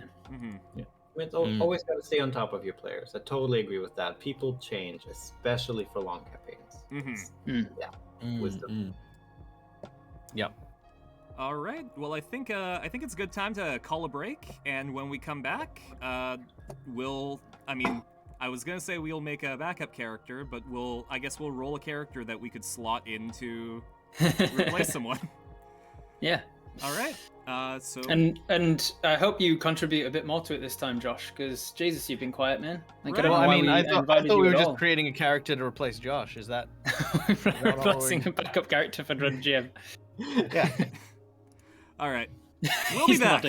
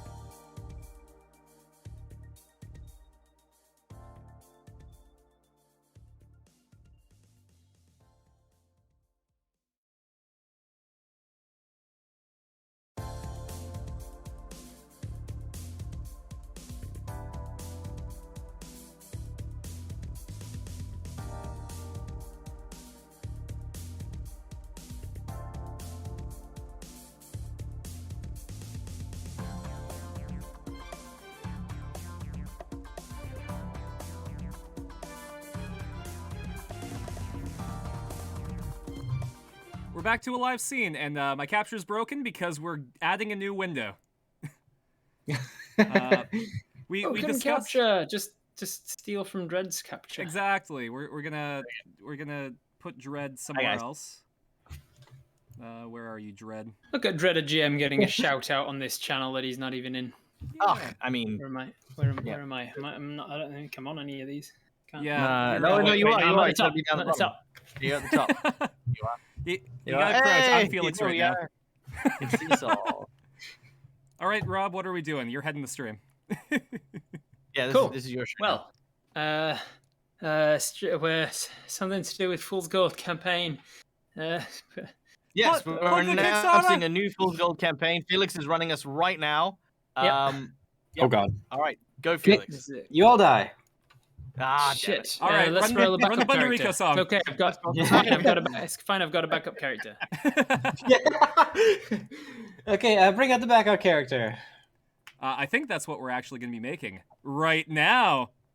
All right, Like so I I'm was gonna leading us into it. slap this because Actually, while Carson's working on that, hey Felix, I know that you've got the NDA and all that stuff, so don't feel obliged to answer any.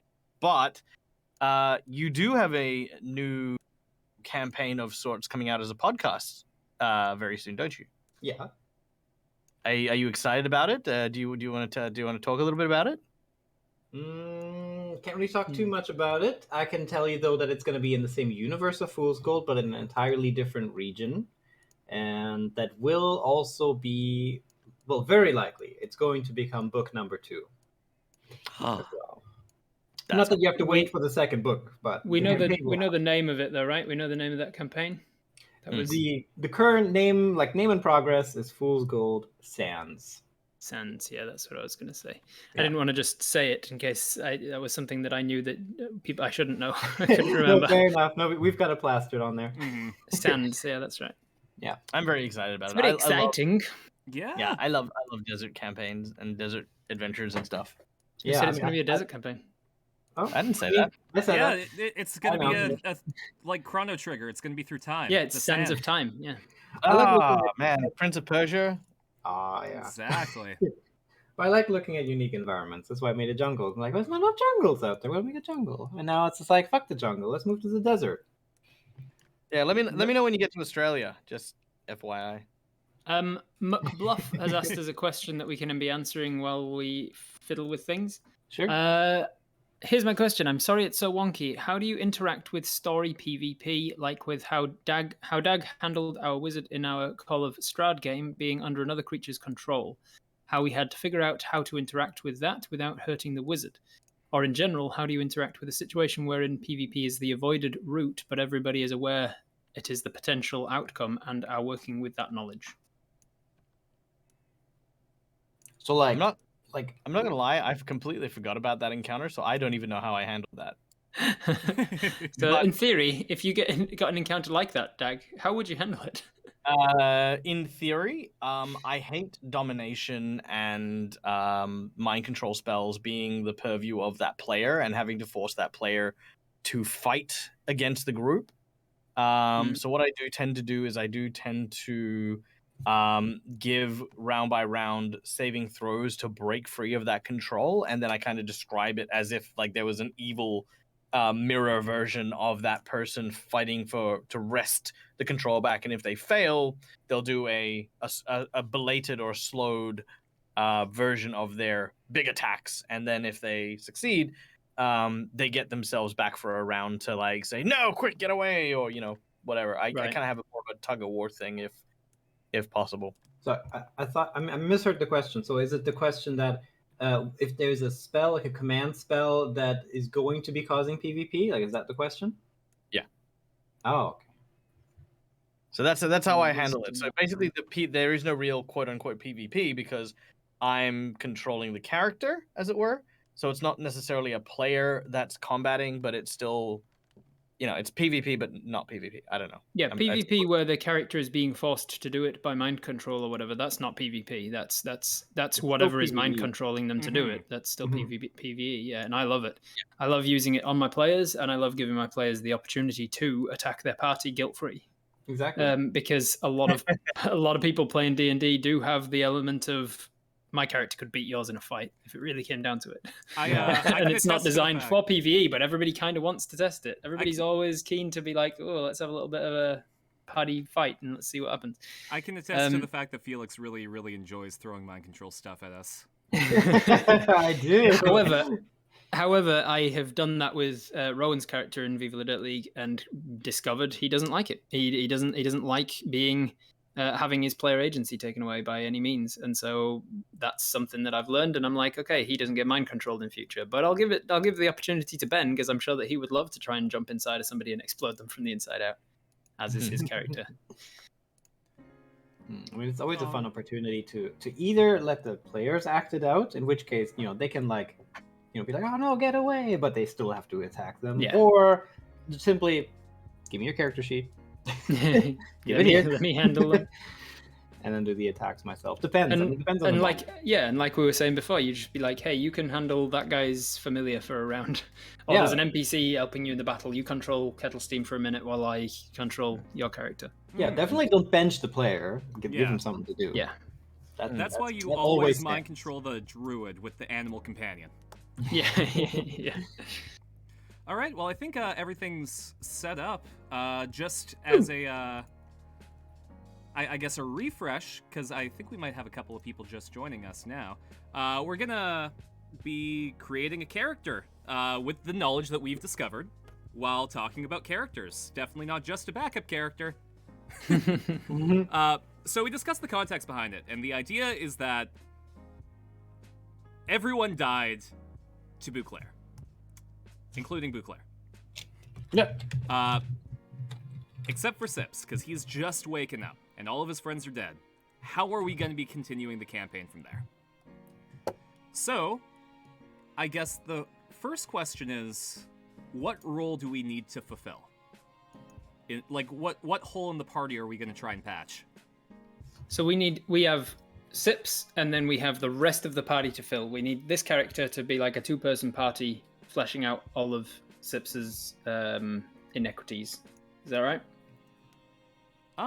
Yeah, is it a two-person party or is it like 3 or 4?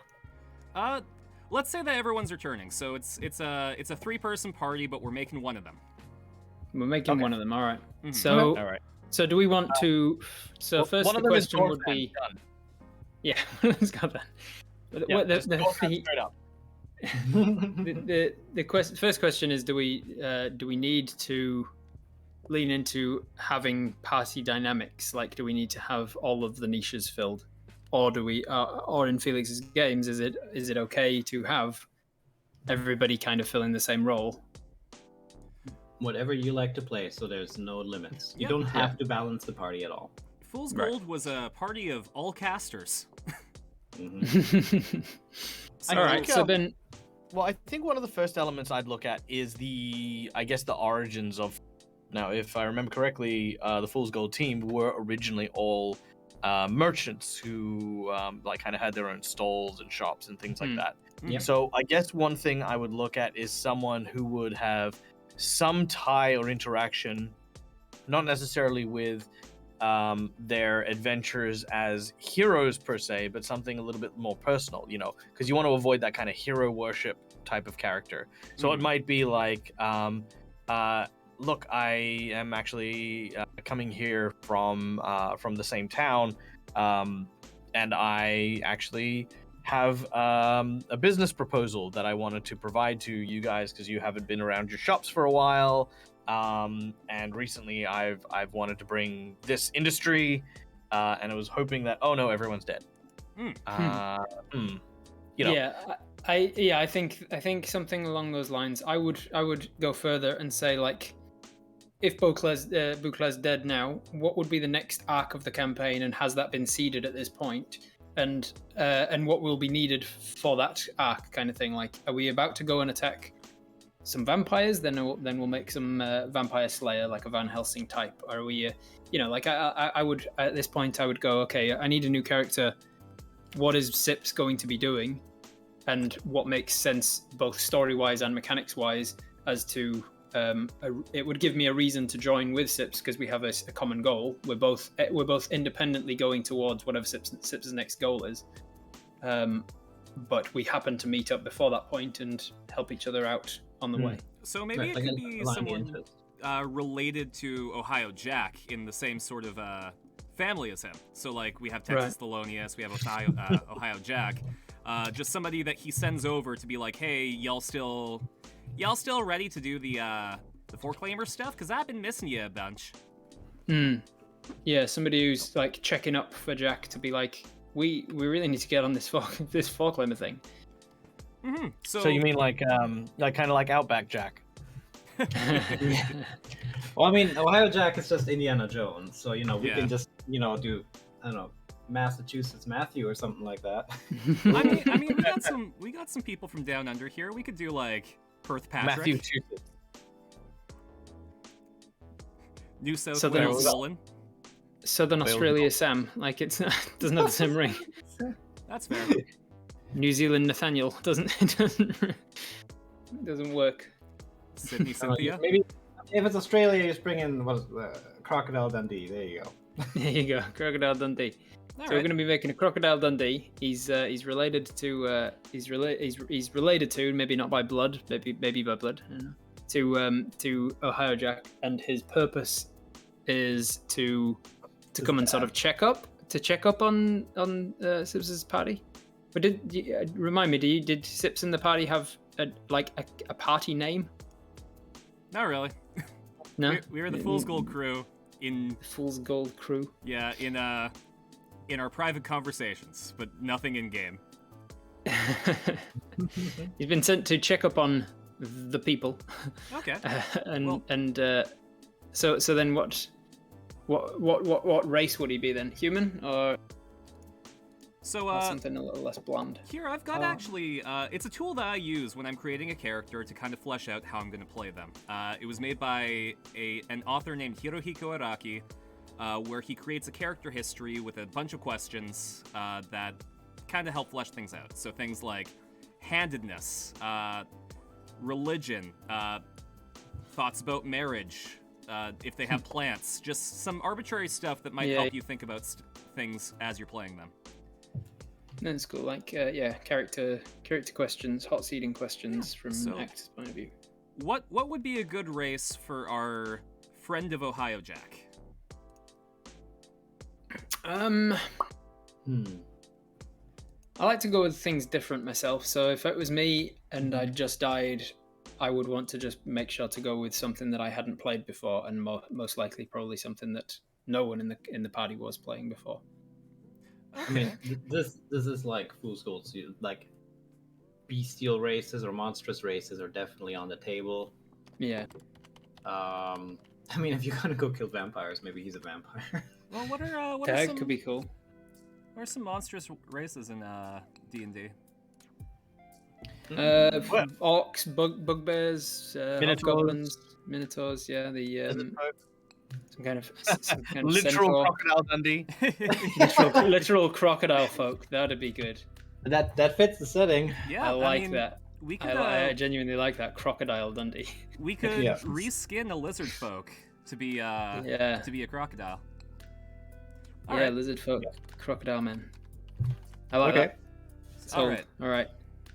So I'll just bring up the So window. Dag has to find the crocodile mouth. There it is. Perfect.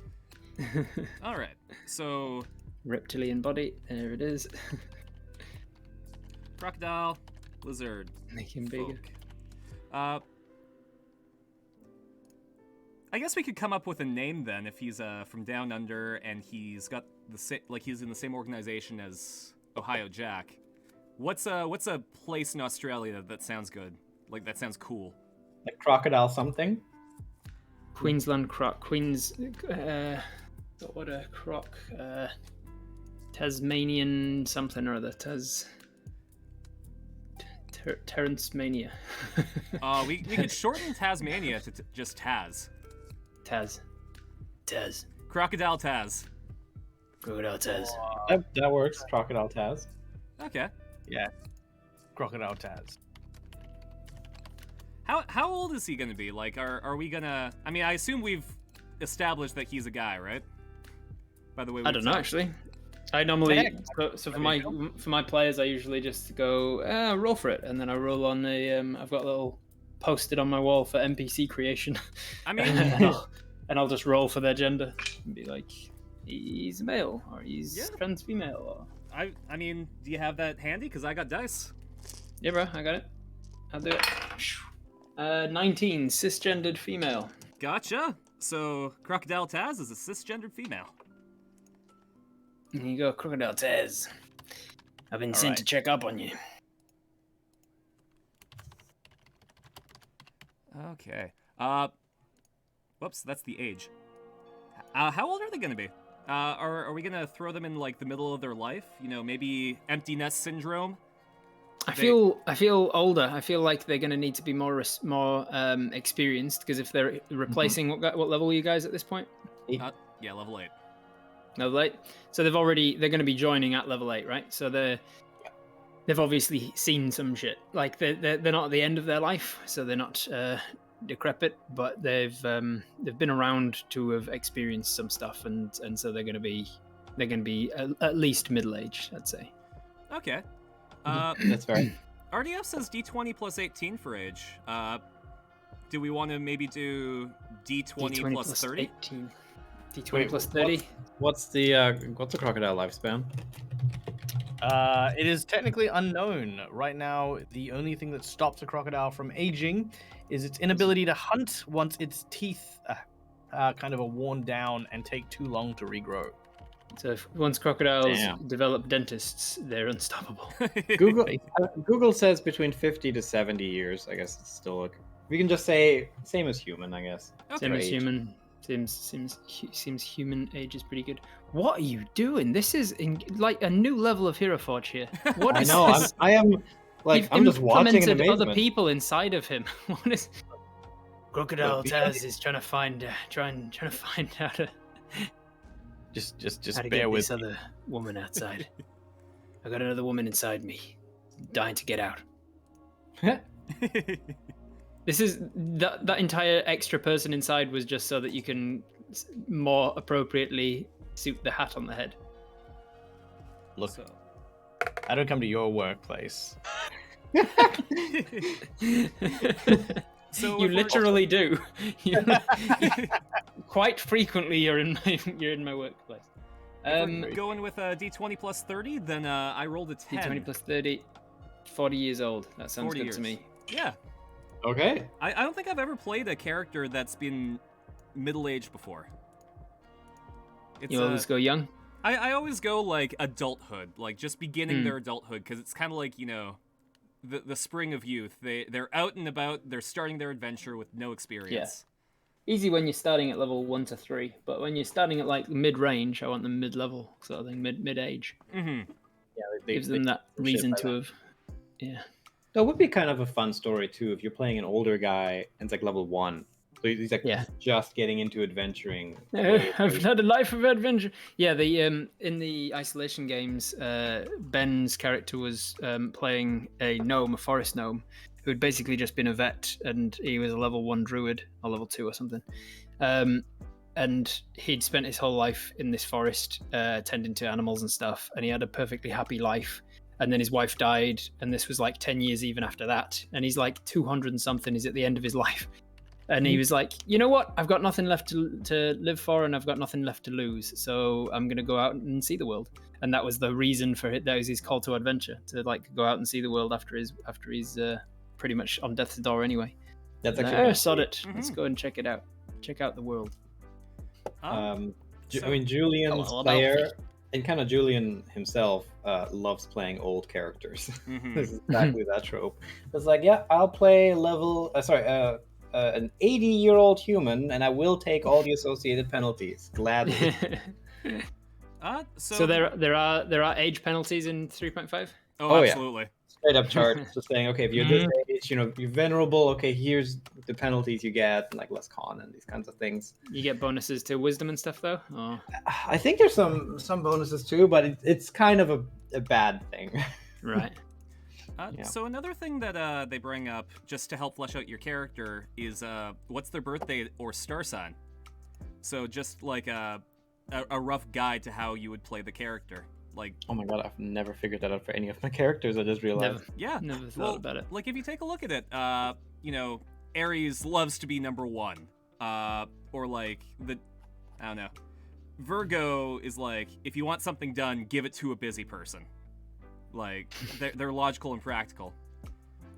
So like, what's the vibe that our lizard folk, our crocodile folk is going to be going on about? I feel. Who We are they got, going to be there? Launches its many pursuits like blazing arrows, chasing after. Feels like they have to be self-sufficient because they're sort of on their own adventure in turning up. They've been sent across country by Ohio Jack to go and do this thing, so they've obviously got to be able to handle themselves. Okay. Not against working with people, but it can survive on their own. So I guess, are they more of a loner, or would they be someone who seeks to lead? I'm always loath to make a loner character for a team game, but more that they're capable of surviving on their own rather than that they have to or feel like it's necessary. Okay. I think that they feel a bit like a leader character. All right. Yeah. How about someone who's like elusive, like kind of they keep to themselves, but they do their best to engage. Like No, I'm thinking this one's probably more outgoing. Okay, so Yeah. that sounds kind of more like a Leo territory, where they're like they're passionate and loyal. Well, actually, that doesn't sound quite right, does it? Because they have their mission. It doesn't sound like. Are they going to be emotional about it? Are they super into it? I'm just gonna Google which birth sign is Chuck Norris?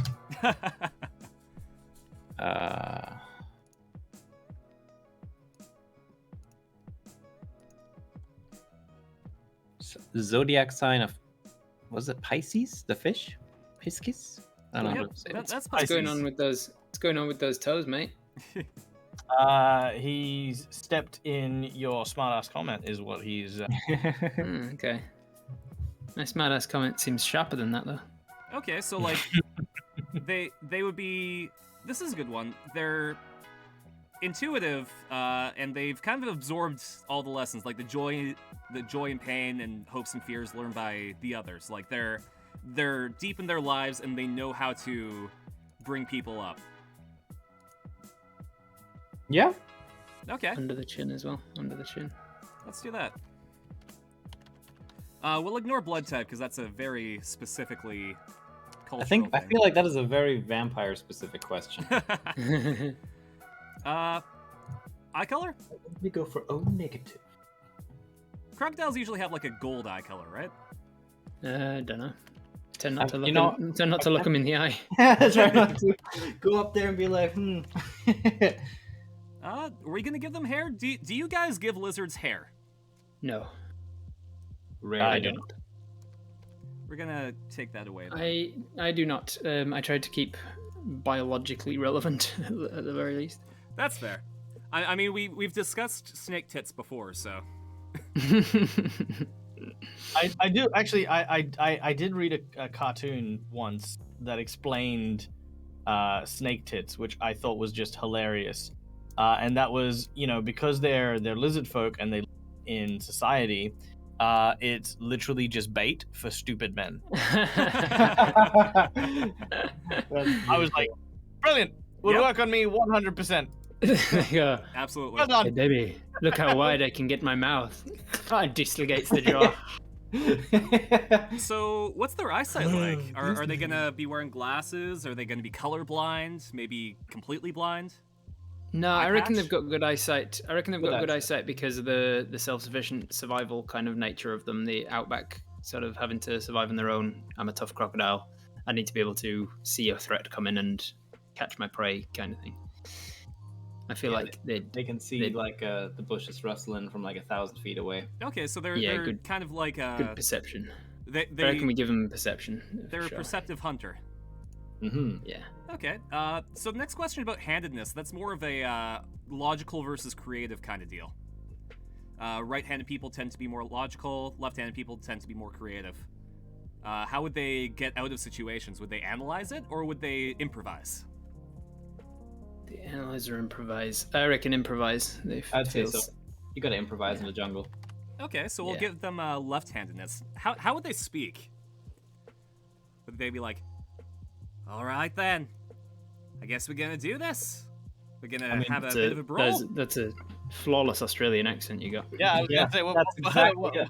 what part of Australia are you from, mate? Sussex? Absolutely. I'm from the Bronx. Have you ever heard of it?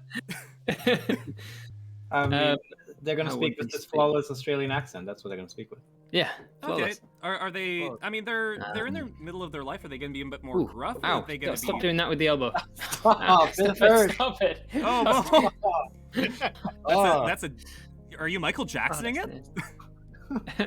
He does look like Michael Jackson. Actually, take off one glove. All right. So, I guess yeah. Do you think they would have had any like surgeries or illnesses in their life? Something that they have to deal with on a daily basis? I feel like self-surgery. Yeah, they've had to. So like field medicine. Field medicine stuff on themselves. There's actually Michael Jackson. Wait, hang on. Already. Which is the hardest part we can put to give Dag a challenge? Oh yeah, challenge me. I can do anything. What is this element of? What are you even? What? Yeah. This is. This is just- advanced Hero Forge. I've never seen Hero Forge like this. Oh yeah, no, this is just next level. Michael wasting countless hours doing things. So many hours. Damn. All right. So Okay. then they would probably be covered with scars, right? Or maybe they're just missing an arm. Oh, missing an arm could be cool. Ah, I'm just actually, Ooh, that is cool. I'm just thinking of any way I can fuck Dag over. Like I think a missing arm might be a good challenge. yeah. A missing arm, but it's been replaced with a prosthetic. Okay. Okay. Yeah. They're Yeah, left-handed. But the prosthetic, but the they're better with prosthetic their is kind of. The Yeah, go prosthetic is kind of half broken as well. Like it's got wires sticking out and shit. Okay, So if okay. they're left-handed, do we want to take away their dominant hand? Good question. Let's roll for it. Yeah. Odds, it's the right hand. Even, that's the left hand. Yeah, we're taking away their dominant hand. Okay. Away it goes. Savage. Any other physical characteristics you guys can think of off the top of your head?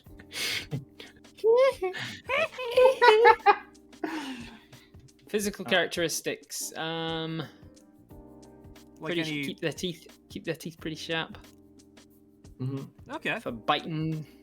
Like file down points. Yeah, like keeps them good. Takes good care of their teeth, I reckon. Just Okay, just so- has a good teeth routine at least twice a day after every meal as well. Maybe they're predominantly a natural weapons focused character then. Yeah, I think they just keep their teeth sharp in case they need. Like they've got the teeth and claws for when they're in melee, and they've got their two boomerangs at their hips there for if they need ranged. Mm-hmm. Do we care about gods? Gods are kind of an established thing. It's too big of a question mark because which pantheon are we going with? Yeah, I'm gonna get rid of that one. Criminal record, awards, or education. Have they been to school? What is their criminal record award? I mean, most murders in a month. if they're from the same kind of group as Ohio Jack, like how would they be perceived? Like would Jack have gone to a place of higher education? I mean, yeah. I'm wondering what kind of award it would translate to. Well, if awards are whatever. Like would they have like a college level education, or would she more have been like honorary inducted into the society? No, I mean she'd be like a researcher like the rest, so she is like a fully graduated archaeologist. Okay. Nice. Do we want to maybe shift her into something like anthropology? like she's basically studying ancient races as opposed to like fossils. Yep, that works. Studying ancient races works for the whole folklore stuff. And it would give them a chance to try to bring Sips back into the main story. Yep, exactly. What is a forming experience in their youth? Like, Being born. As a kid, what's something that they would have done that would have impacted their lives? Like, were they really into catching Like, bugs? do they know Ohio Jack through the archaeologists, like, whatchamacallit, like a guild or something? Like, are they actually, like, related? Are they an adopted sibling, cousin, whatever? Oh, that's Yeah, interesting. top sibling. Because if they're adopted into a human family, then obviously that would be a pretty formative experience, going through foster care and being taken on. But if they're like, it could be that they were like snatched from a nest, like from a bed. like poachers. Yeah, Oh, what's them poacher people called in your world? The the Beastmasters. Oh, Beastmasters. Well, which Beastmasters. in the process of renaming for clarity's sake. Fair enough. But we can say yeah, that. these geezers, those maybe they were stolen by a Beastmaster and then escaped to some shit. Yeah, I mean, that's instant connection with Sips, right? Yeah. Yeah. So maybe rescued from the Beastmasters by the archaeologists. Sure. Yeah. Yeah. I like that.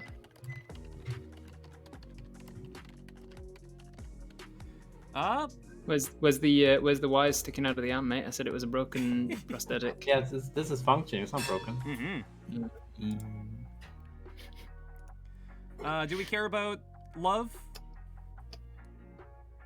Like who they've have they had relationships and stuff. Yeah, That's a or lot of even- wires. What- And there's a what- lot of wires.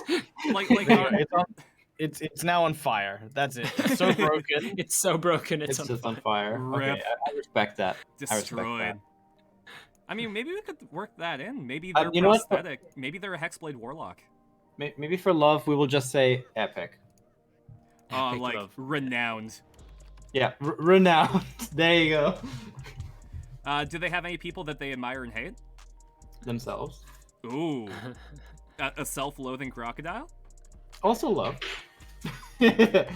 Real confused one. Real confused. Love and hate. Yep. I mean, this is what I would usually use if I was like Maybe- trying to give them maybe an antagonist. They had love and hate tattooed on their fingers, Yeah. but then they've lost their left hand, and so now they can only love okay. themselves. I'm gonna They're put trying- they're themselves. working on- Yeah. They're working What on if trying Penny's wearing to. gloves? I can't write it down on. Oh no, the- he doesn't wear gloves. She doesn't wear gloves. She. Any dreams for the future? Um. What does she want to do? What does she want? If we can go full circle and say she's trying to find her arm, because then her and Sips is so on par. Yeah. Oh yeah, I've realised we're just making sips, but reptilian. Reptilian. You know, actually, it's really funny that you're saying this, and there's a reason why I said anything. Isn't up Sips's hand because- a crocodile hand as well? Yep. because I wanna throw this over to Felix, because when we were playing Fool's Gold originally, I pitched Felix an idea for a character. Do you remember what that idea was, Felix? Yeah, wasn't that the donor character? It was the it was the crocodile. Uh-huh. The other half of the hand that had been ripped off Wow. was that. So I'm like, as I'm listening to this, I'm like, this is sounding very familiar. Over. It's like it just means that I made the perfect character for. It only just now occurred to me the fact that we've made a crocodile with a missing hand. And it just evolved naturally from us talking about making it an Australian trope, so it has to be a crocodile, and then we made it have a missing hand just to fuck with Dag. Yeah. And now here we are. Yeah. I mean, I think we gotta push forward with this. They want to reclaim their lost Which one? limb. Yep. But Sips is missing the right? Is the crocodile the right hand? I think so. I think the crocodile's the right hand, so it can't be this. It can't be. No, but that could be how they meet. Like Sips is like, "Do you have my hand?" You have my hand? Yeah, just quickly check. Is it? Are you? No, we've both got a right hand. I just confirmed it's right. Oh, maybe, because this individual is like short-tempered, it just sees the missing hand and just flies off the handle, and then like partway through goes, "Oh wait, Wait a minute. Yeah, That's not the right. that's also Just that's also makes a that also grapple ties- like the entire fight is just like them grappling and they're not actually doing damage. They're just keeping grappling, and Sips is doing magic and trying to get out of there and getting away. And then eventually they realize, no, this guy's not trying to hurt me. What are they trying to do? And then eventually they like pins him down, grabs the hand, and goes, "No, wrong hand. You're good." Damn. Yeah, and just holds it up, like, just like up against the light, like. Is it? Yeah. So do they have any like explicit fears? Even something like tiny, like they hate moths. Commitment. Oh, because they're a renowned lover. Yeah. Yeah. Oh, it's all coming together. Clever. Do they have any like sayings, tics, habits? Probably. Those Like- sorts of things come out when I'm playing. What's the Australian word? Crikey? Cunt. You don't want to say it on stream. Yeah, that's true. Not that one. Not that one. Struth. Oh. Crikey. Bugging me. Crikey Oh. dingoes! I'm Australian, I mate. kind That's of what like they say a bugger lot. me. Put another shrimp on the barbie. That's what they say a lot. Definitely. What if it's a pun, like make it snappy?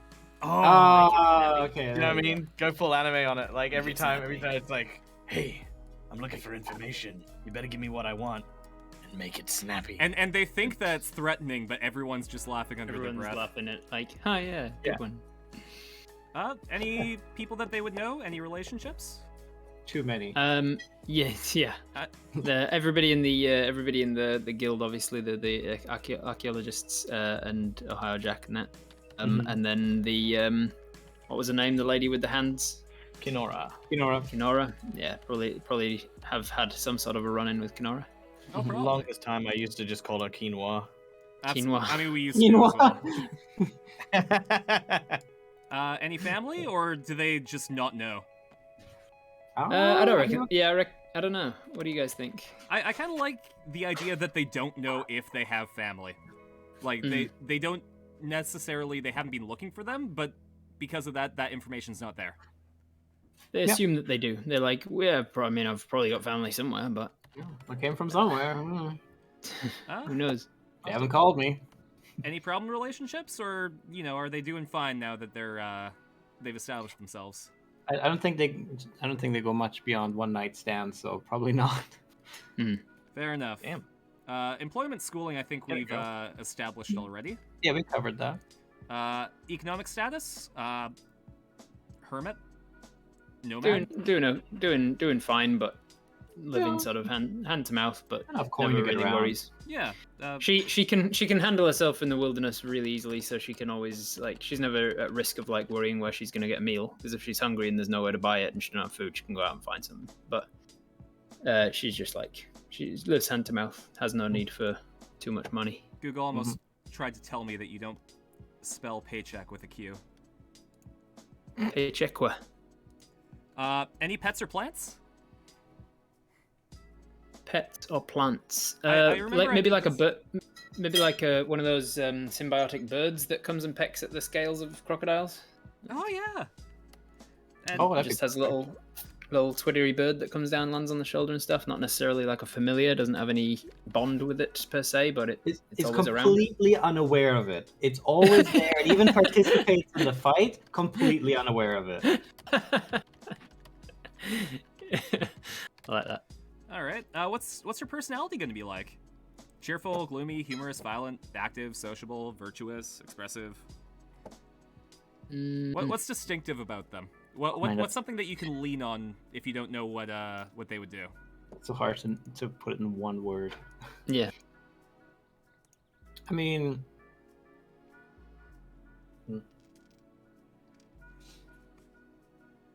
Little canary. aw. What would it be? Self-sufficient, self-reliant, gruff. I think self-reliant is a good way to go about it, because if you don't know what your character would do, self-reliant is basically whatever they do, they're going to take it into their own hands. Mm-hmm.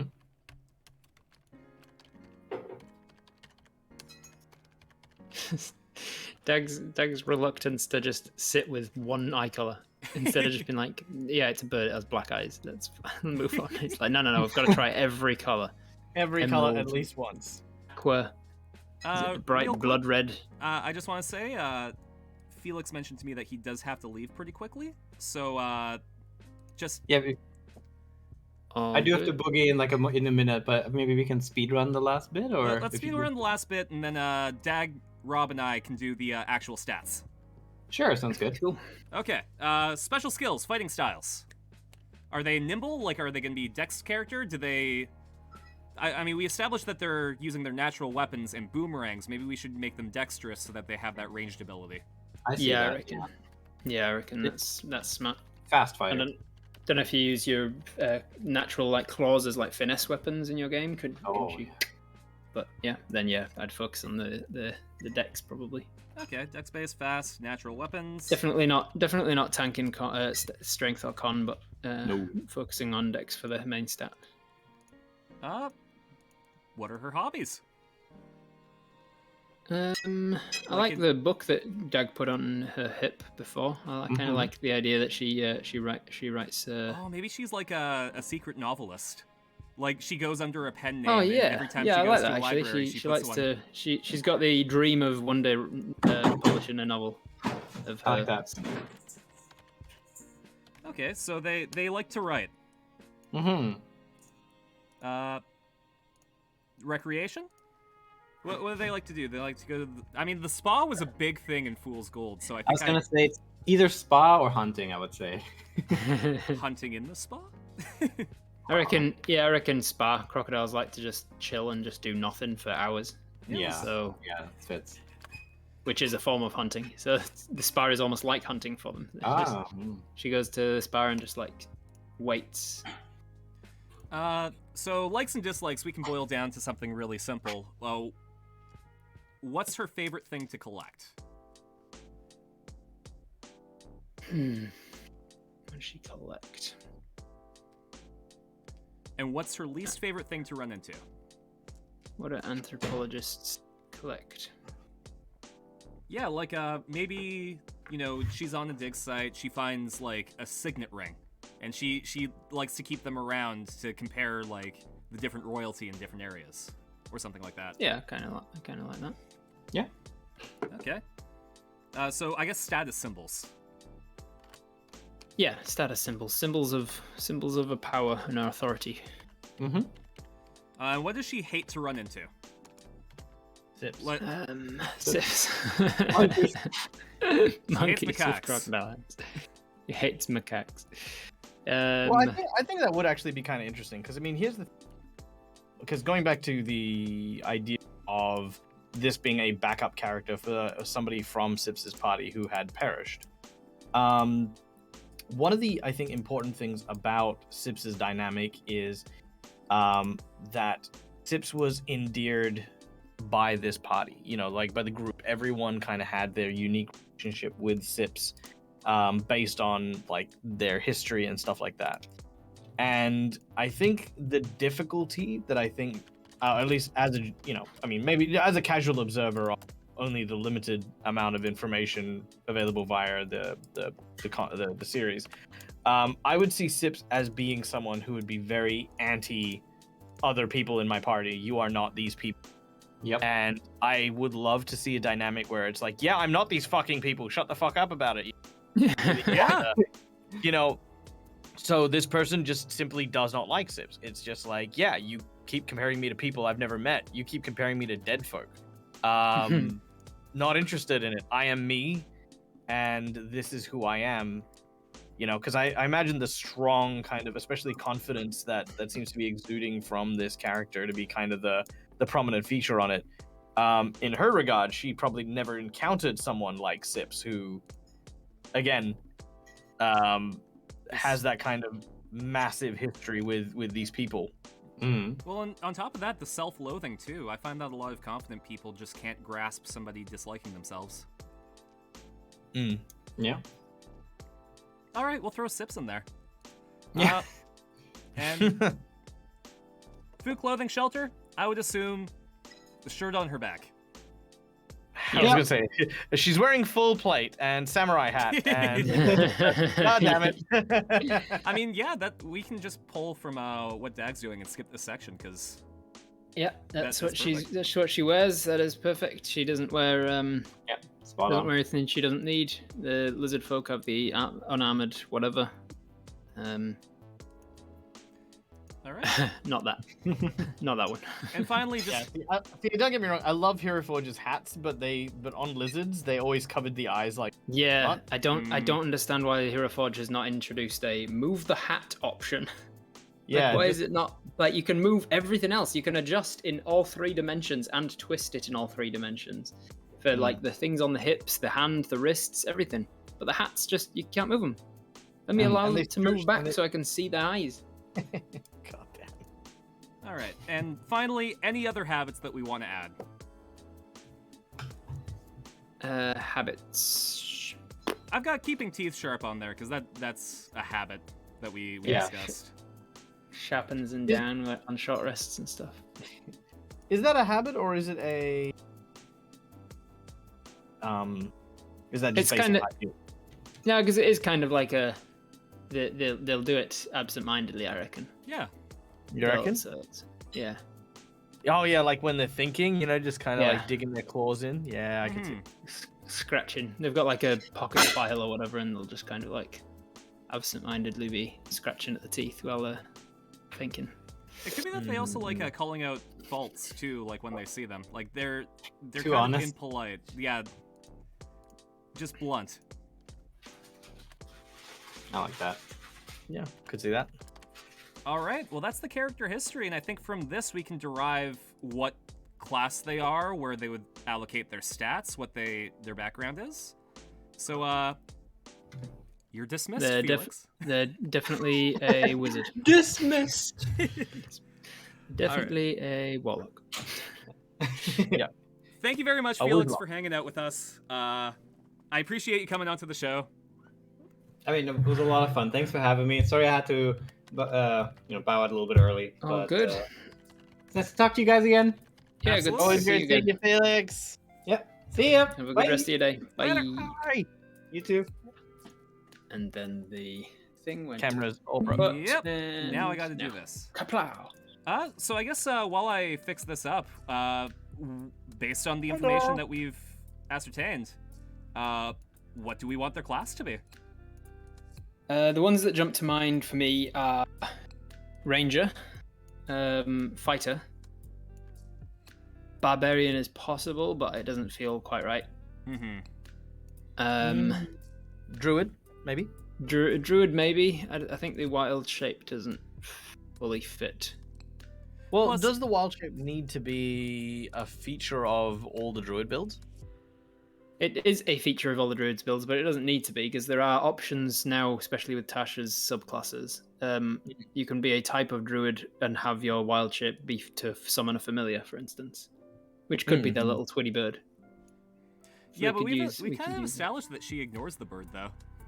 Yeah, but like mechanically, it could be her her familiar. She just doesn't know about it. That's true. I mean, The player can control the familiar with, but the character can ignore it. in a previous campaign, our druid's familiar was basically just set dressing. They never used it. I feel like I Um, feel like you could talk a whole lot about like familiars being used as set dressing. Like that's a whole topic on like how do you use familiars without making them turn into just like accessories. So let's go through them one at a time. Artificer is the first. What do we think about Artificer? We've got a mechanical arm, which kind of works. We do have like an archaeologist kind of digging up items from the past and stuff, and there is like an element of foreclaimer magic items and shit. Ancient technologies. So the Artificer could work to me. Like it's got a little bit of magic involved. Mhm. It doesn't And- super suit to me, but Well, to go for like one of the very first points made, we like playing as characters that we wouldn't normally play, and Artificer I find is one that doesn't get to see a lot of play because a lot of people see. I don't know. This was back in 3.5, but a lot of people saw the crafting aspect and were like, nah. Crafting was garbage. It was You bad. just crushed that bird to death. How dare you? I'm trying to figure out which rock killed the bird, but I can't move Which it. rock killed the bird? I feel like something between Artificer, Druid, and Ranger. So Artificer might work. Next up would be Barbarian. Nah. Nah, Doesn't suit she's for too me really. focused to be a barbarian. Next would be Bard. No.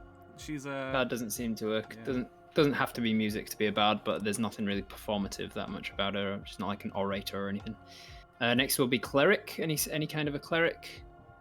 Cleric to some sort of knowledge god, maybe. Maybe, but if they're all What out about- and about, maybe it would be like a trait that they have that they pray to their gods by just crafting shrines to them in the wild. But that sounds like it's forcing it, you know? Yeah. Next would be Druid. Druid, we've said, could work maybe. Next would be Fighter. Obviously, that could work. She could just be some sort of any kind of fighter. Oh, is versatile. Battle Master. Yeah. Then there's Paladins.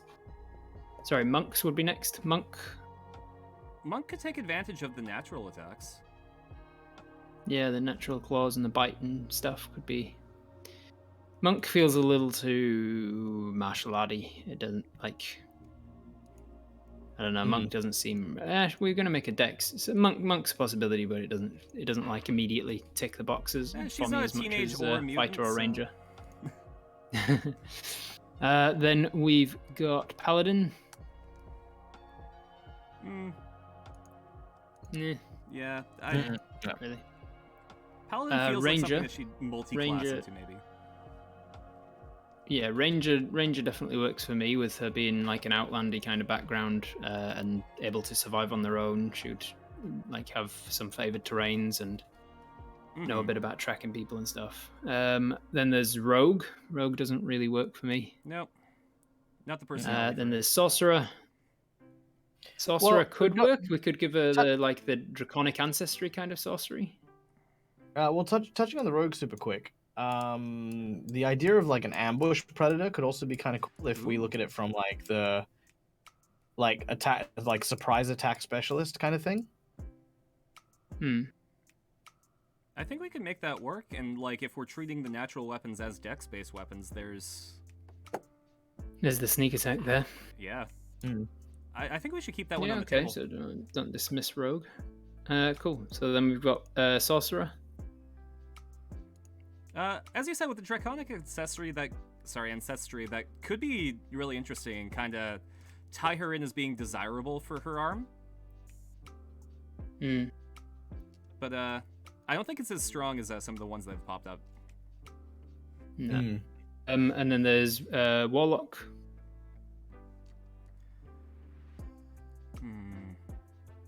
Which warlock? I can imagine. Yeah, I can imagine playing this, but you'd have to choose the right Warlock patron. What is there? There's Archfey, which is forestry-like. So if Archfey could work, it's to do with charming and misty stepping and stuff. We've got the Great Old One. Some sort of nah, that one doesn't seem to fit. The Fiend doesn't really work. We've got the Genie. I mean, you could take like a water genie maybe, and like as a consequence of her taking the powers, that's where her arm went. Right, yeah. That could be cool. Give up her arm to some sort of water genie maybe.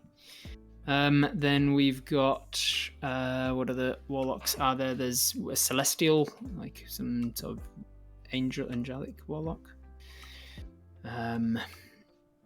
There's the flesh, the deep one, the fathomless one, that worships some kind of deep ocean monster.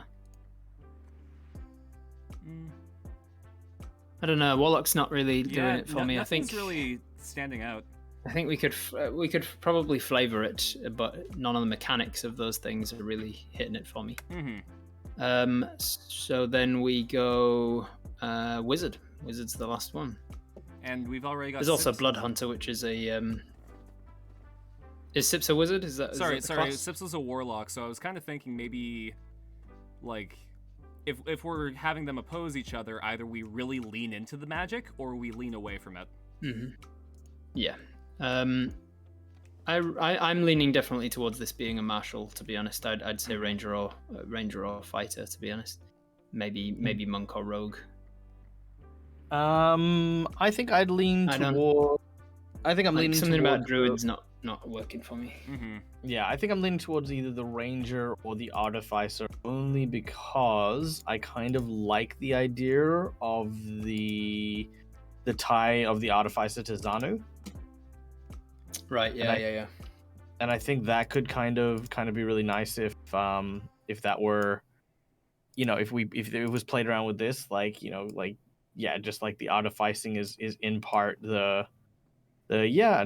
Like Zanu is, like part of this, like why the arm has kind of been replaced by the mechanics, and like trying to get back the arm, learning artificing as more of a stopgap, which has become like the more that she's failed in her mission to recover her real arm, the more that she's learning about artificing, stuff like that. So even when she gets her arm eventually, it might even be a case of like, well, did I really get what I wanted? Yeah, is this still a part? So what are we down to? Artificer, rogue? Because we could actually, like, if we're tossing up between two, we could just put it to a poll in the chat, see what other people want to do. Yeah. All right. So I think artificer. What was your one? Fighter. Artificer, fighter, and ranger, rogue, monk. Artificer, ranger, rogue, monk, fighter. Is that the 5? Because we can have anywhere between 2 and 5 options, so we could just narrow it down to the 2 that we want. I forgot I didn't have that. Exclamation! It's slash poll, not exclamation mark. Oh, okay, that would do it. There we go. New poll. As Raging Doomfire says as well, like, we skipped Blood Hunter, which isn't an official 5th edition character. It's a critical role thing, but Blood Hunter could potentially work as well. I don't know much about them. So sorry, it was they hurt themselves in order to do extra shit to other people. Artificer, Ranger, Rogue, Fighter, right? Artificer, Ranger, Rogue, Fighter, Monk, if we want to include it. Sure. They were the 5 that we sort of said, maybe, when we were going through them. All right. So we'll do a 1-minute poll. Which class do we want to do? Personally, I'm leaning towards Artificer. I do think that having that tie with Zanu will keep her with Sips in the pursuit of knowledge. All right, last few seconds to vote, everybody. You've got like 40 seconds. Get in there and vote. I always find that shorter polls really help people just go with their gut.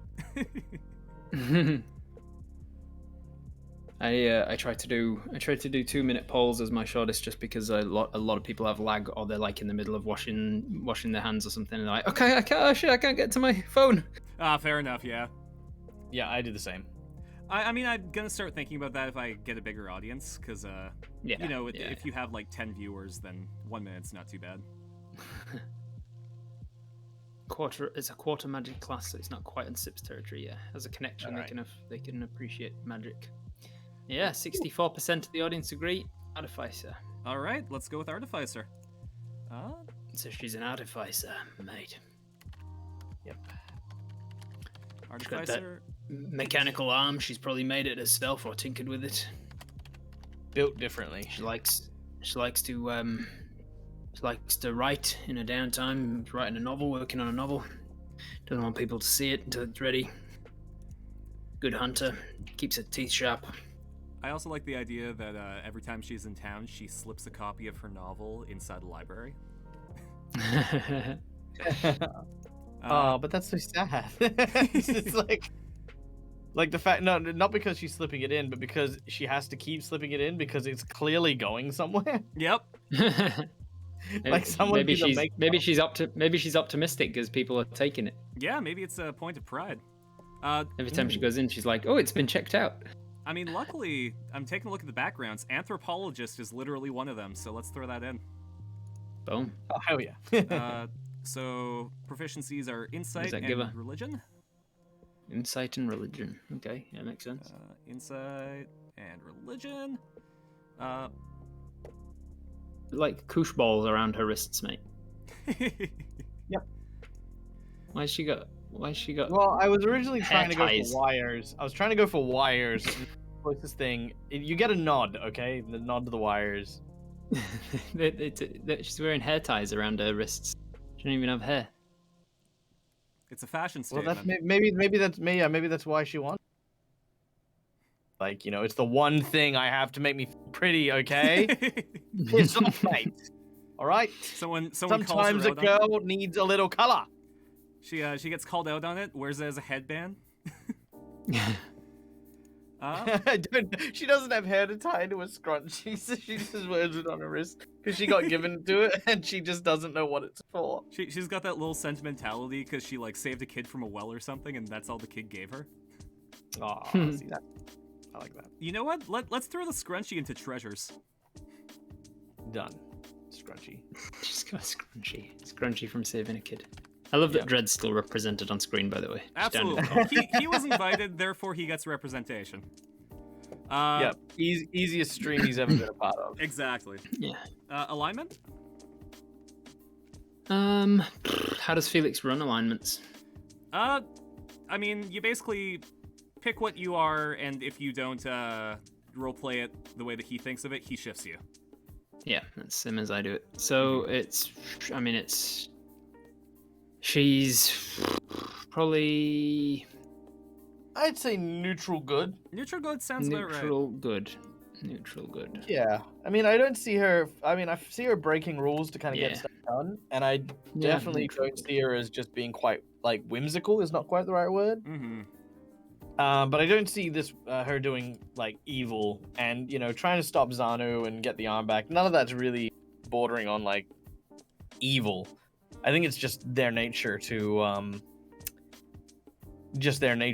pursue their quest and the like. Yeah. Mm-hmm. They want to Also, do I right think- by themselves. Yeah. Oh, Vid's frozen again. I have no idea Yep. what's causing that. Frozen screen. There we go. And then I have to do that one. All right. What else is there? We did race, we did class. Actually, what's the lizard folk race got to it? Ability score. Con increases by 2. Do we want to roll stats then? Yeah, let's do Yeah. it. Do we roll? How does Felix do? Stat roll? Stat gen? I believe it was 5d6 drop lowest. Was it 5? 46 drop the lowest? 46 drop lowest, reroll ones. Reroll once. Mm-hmm. Cool. I got 10 for the first one. Okay, 10, I got a 13 for the second. 13. I got a 10 again for the next one. Okay. I got a 15 for the third. Ooh. Wait. Reroll ones, right? So the first one would have been the same, and the next one actually would have been a 13. I got a 16 for the final one. Nice. So we Because have... assuming you reroll ones. Yeah. We got 2 10s, 2 13s, a 15, and a 16. And 16, nice. Yeah. Okay, 2 10s, 13, 15, 16. And then a +2 to con, Yep. So... and a +1 to... Sorry. +2 to What's con, the, +1 lizard? to whiz.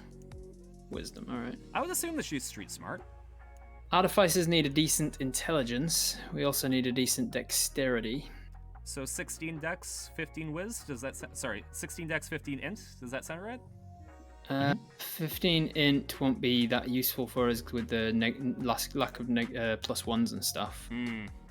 But if we put a 15 whiz, if we put a 15 whiz, then she gets the what's the we got a 16, 15, 2 13s and 2 10s. 2 13s and 2 10s. So we're going to be taking some ASIs anyway by the time she gets to level 8. So yeah, 16 dex, 15 intelligence, 13 con, 13 whiz, 10 strength, and 10 charisma. Sounds good. And then when she gets to level 4, she takes an ASI to bump that 15 and one of the 13s up to 16 and 14, respectively. Cool. Do we want to throw it into Con or Wiz? She's Because she's got the +1 to Con, so she's at 14 now. got +2 to Con, right? Oh, right. Sorry. So she's at 15 to Con. Do we want to bump that up to 16, or do we want to bump the Wiz up to 14? Well, she's got... So she's... If we put the 13 in Wiz, she's got a +1 to it, right? Yep, so she's at 14. So we could balance out the Con by going to 16. Yeah, but take that Con up to 16 and the intelligence up to 16, right? Yeah. All right. So we've got 16 Dex, Con, and Intelligence, 14 Wisdom, 10 for the other two. Is that right? Yep. Okay, That's where cool. we're at. Age, size, speed, bite, cutting artisan. I think for the sake of time, we can kind of ignore some of the racial skills because they're kind of implied by her being a lizard. Yeah. Yeah. Okay. The bite attack bonus action and all that. So let's take a look at Artificer.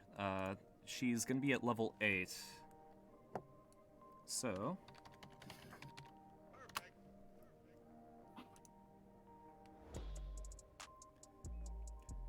level 8.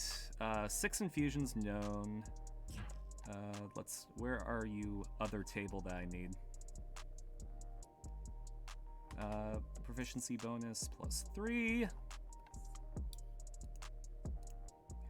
Can you tell that I've played 3.5 most of my life? What you need? Give me 1 sec. Artificer saving throws. So proficiencies. Artificer saving throws would be Constitution and Intelligence. Con and Int. You got it. Anything added to skills?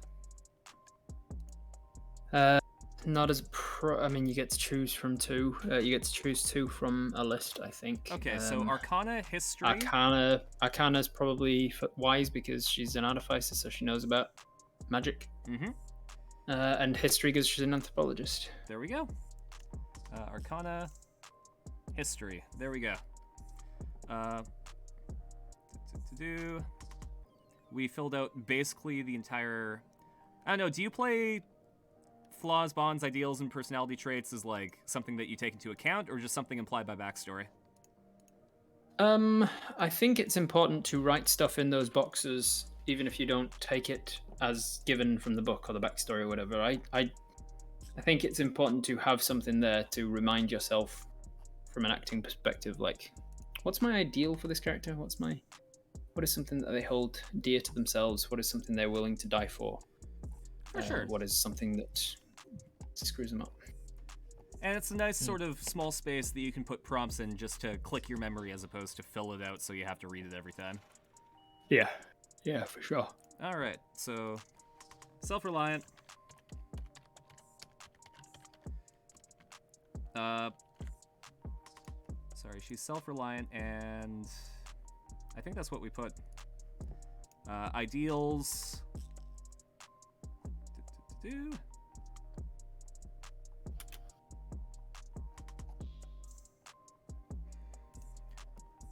Would you count Vengeance as reclaiming her arm?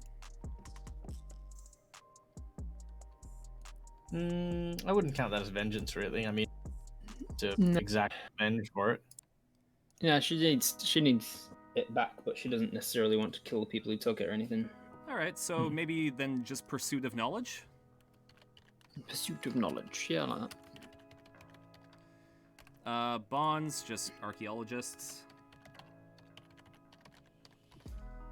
Because she's pretty self-serving otherwise. Oh, I don't think we discussed... Oh, go for it. I feel like you're gilding the lily, Doug. This is fine. You're done. She's finished. No.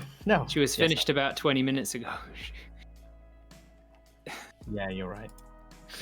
I think once we give her a flaw, that's the character. Yeah. Her flaw is maybe she's too... Something about her being like too interested in the past and doesn't care therefore too much about people in the present. Like maybe she's more interested in historical people than like living people. And that can Or even something like- go into, she's also stuck in her past, you know, trying to reclaim the arm, trying to, you know, get something Yeah, out of... well, maybe she can't let go of the past. Yeah. All right. I feel like if we did this maybe half an hour earlier, we wouldn't have been as burned out. Yeah, maybe. Okay. So She's I good though. guess we've created our character. Seems like it. Yeah. That's So good. talk, everyone. Thank you very much, everyone, for joining us for As a Player, the first episode. I think this went pretty well. I don't think it's going to be the last. No, I enjoyed it. It was a good talk. Lots of good discussion. And happy to join you again for chats in the future. Absolutely. I think the next one I want to try is world building. And that sounds a lot more general than backup characters, so I think that's going to be a better starting point. Yeah, Well, I mean, there's lots- it doesn't mean that conversations were. That's exactly what happened here today. Like it kind of evolved from, like the original idea of backup characters, and then became like kind of regular characters, and then became a replacement character for a TPK a near TPK. What do you call a near TPK? I think exactly that. NPK, near party kill. NPK. Last NPK. survivor. There you go. Last man standing. There we go. But yeah. Nearly fatal totality, an NFT. That's what we'll call it. Definitely not going to get into trouble with that. I think that's the best acronym that I've heard so far. But yeah, thank you very, very much, everyone who hung out with us. Do you guys want to promote anything while we're here?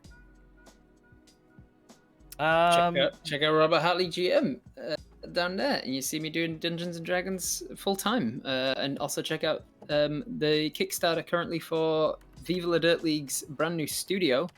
If you want to help us create more content and you like the Viva La Dirt League D&D stuff, they currently got a Kickstarter to get themselves a studio in which we will have our own D&D room where we can actually film content for on a lot more regularity than we are at the moment, and make more content for the channel. So yeah. Check it out and help us out with it. And my name's Michael. I'm the DeadAussieGamer. You can find me at twitch.tv DeadAussieGamer. I do lots of games there, mostly with my Patreons, but special event streams and also streams with my friends, like Robert, who you can see every fortnight on Sirens and Silver. There's also a YouTube page for DeadAussieGamer Live where you can see just a catalog of all the stuff that I've done, as well as my actual YouTube channel where I answer questions relating to RPGs and make content for you guys, because that's what we do. I'm also supporting the VLDL studio build with my own fundraiser. If you want to, you'll as it stands at the moment, you'll currently be one of only like 8 or 9 people's faces on the wall. Oh yep, boy. Yep. So basically what we're doing is we are raising money so that I can get a $5,000 Kickstarter to the VLDL studio. So Robert has to see my face at work every single day, as I will be putting my face on the mural to troll him so that he has to come in. Although, yes, we are currently at the 2K mark for this for raising You're already this. like 40% in. It's not gonna happen. We're only 40% in. It's only been less than a mate. Exactly. You're not even halfway though. You're not even halfway. You're definitely People not gonna don't make it control me that much. We'll Give get up there. now. I encourage you guys go to the VLDL Kickstarter and support, of course. But if you feel like trolling Rob, definitely come check out the DeadAussieGamer. All tips and all donations to my channel during the course of the Kickstarter are going towards exactly this. So dig deep, help us out. We can troll Rob together, because he said we can't. He lied. We'll do it. We'll make it done. And this is Dreaded GM in the corner over there. Go check him out. He was pretty quiet today, but he does some fantastic D&D content. I invited him for a good reason. I like Dread. He was unable to come for medical reasons. He had his booster today for the COVID thing, and it knocked him out. So he would have been here if he could have. He was very happy to be here and very gutted to have to turn it down. But definitely go check him out. Yeah, Alright. yeah. He would have had some good takes on this stuff today. And with that, as my guests, is there anyone that you want to raid? Who's online? Space Shack's online. Yeah, Oh, Space sure Shack's am. online. Let's see. And Dice Cream Sandwiches online. Yep. TPK Oh, actually, Roleplay, Quincy might be on Dice Ice Cream Sandwiches. Oh, that's a good idea. Let me Django. check. No, it's not Quincy's one. Is Perception Studio on? We should totally raid Perception Studio. Studio's on. They're playing Overwatch. Fantastic. Oh. I'm gonna send you guys over to Perception Studio then. And the next time you see me, I'll be in my new place. This was my Excellent. last stream from my garage. The Garageless stream. That's the speed run of real life, right? Yeah. All right, catch you guys later. See ya. Bye. Bye.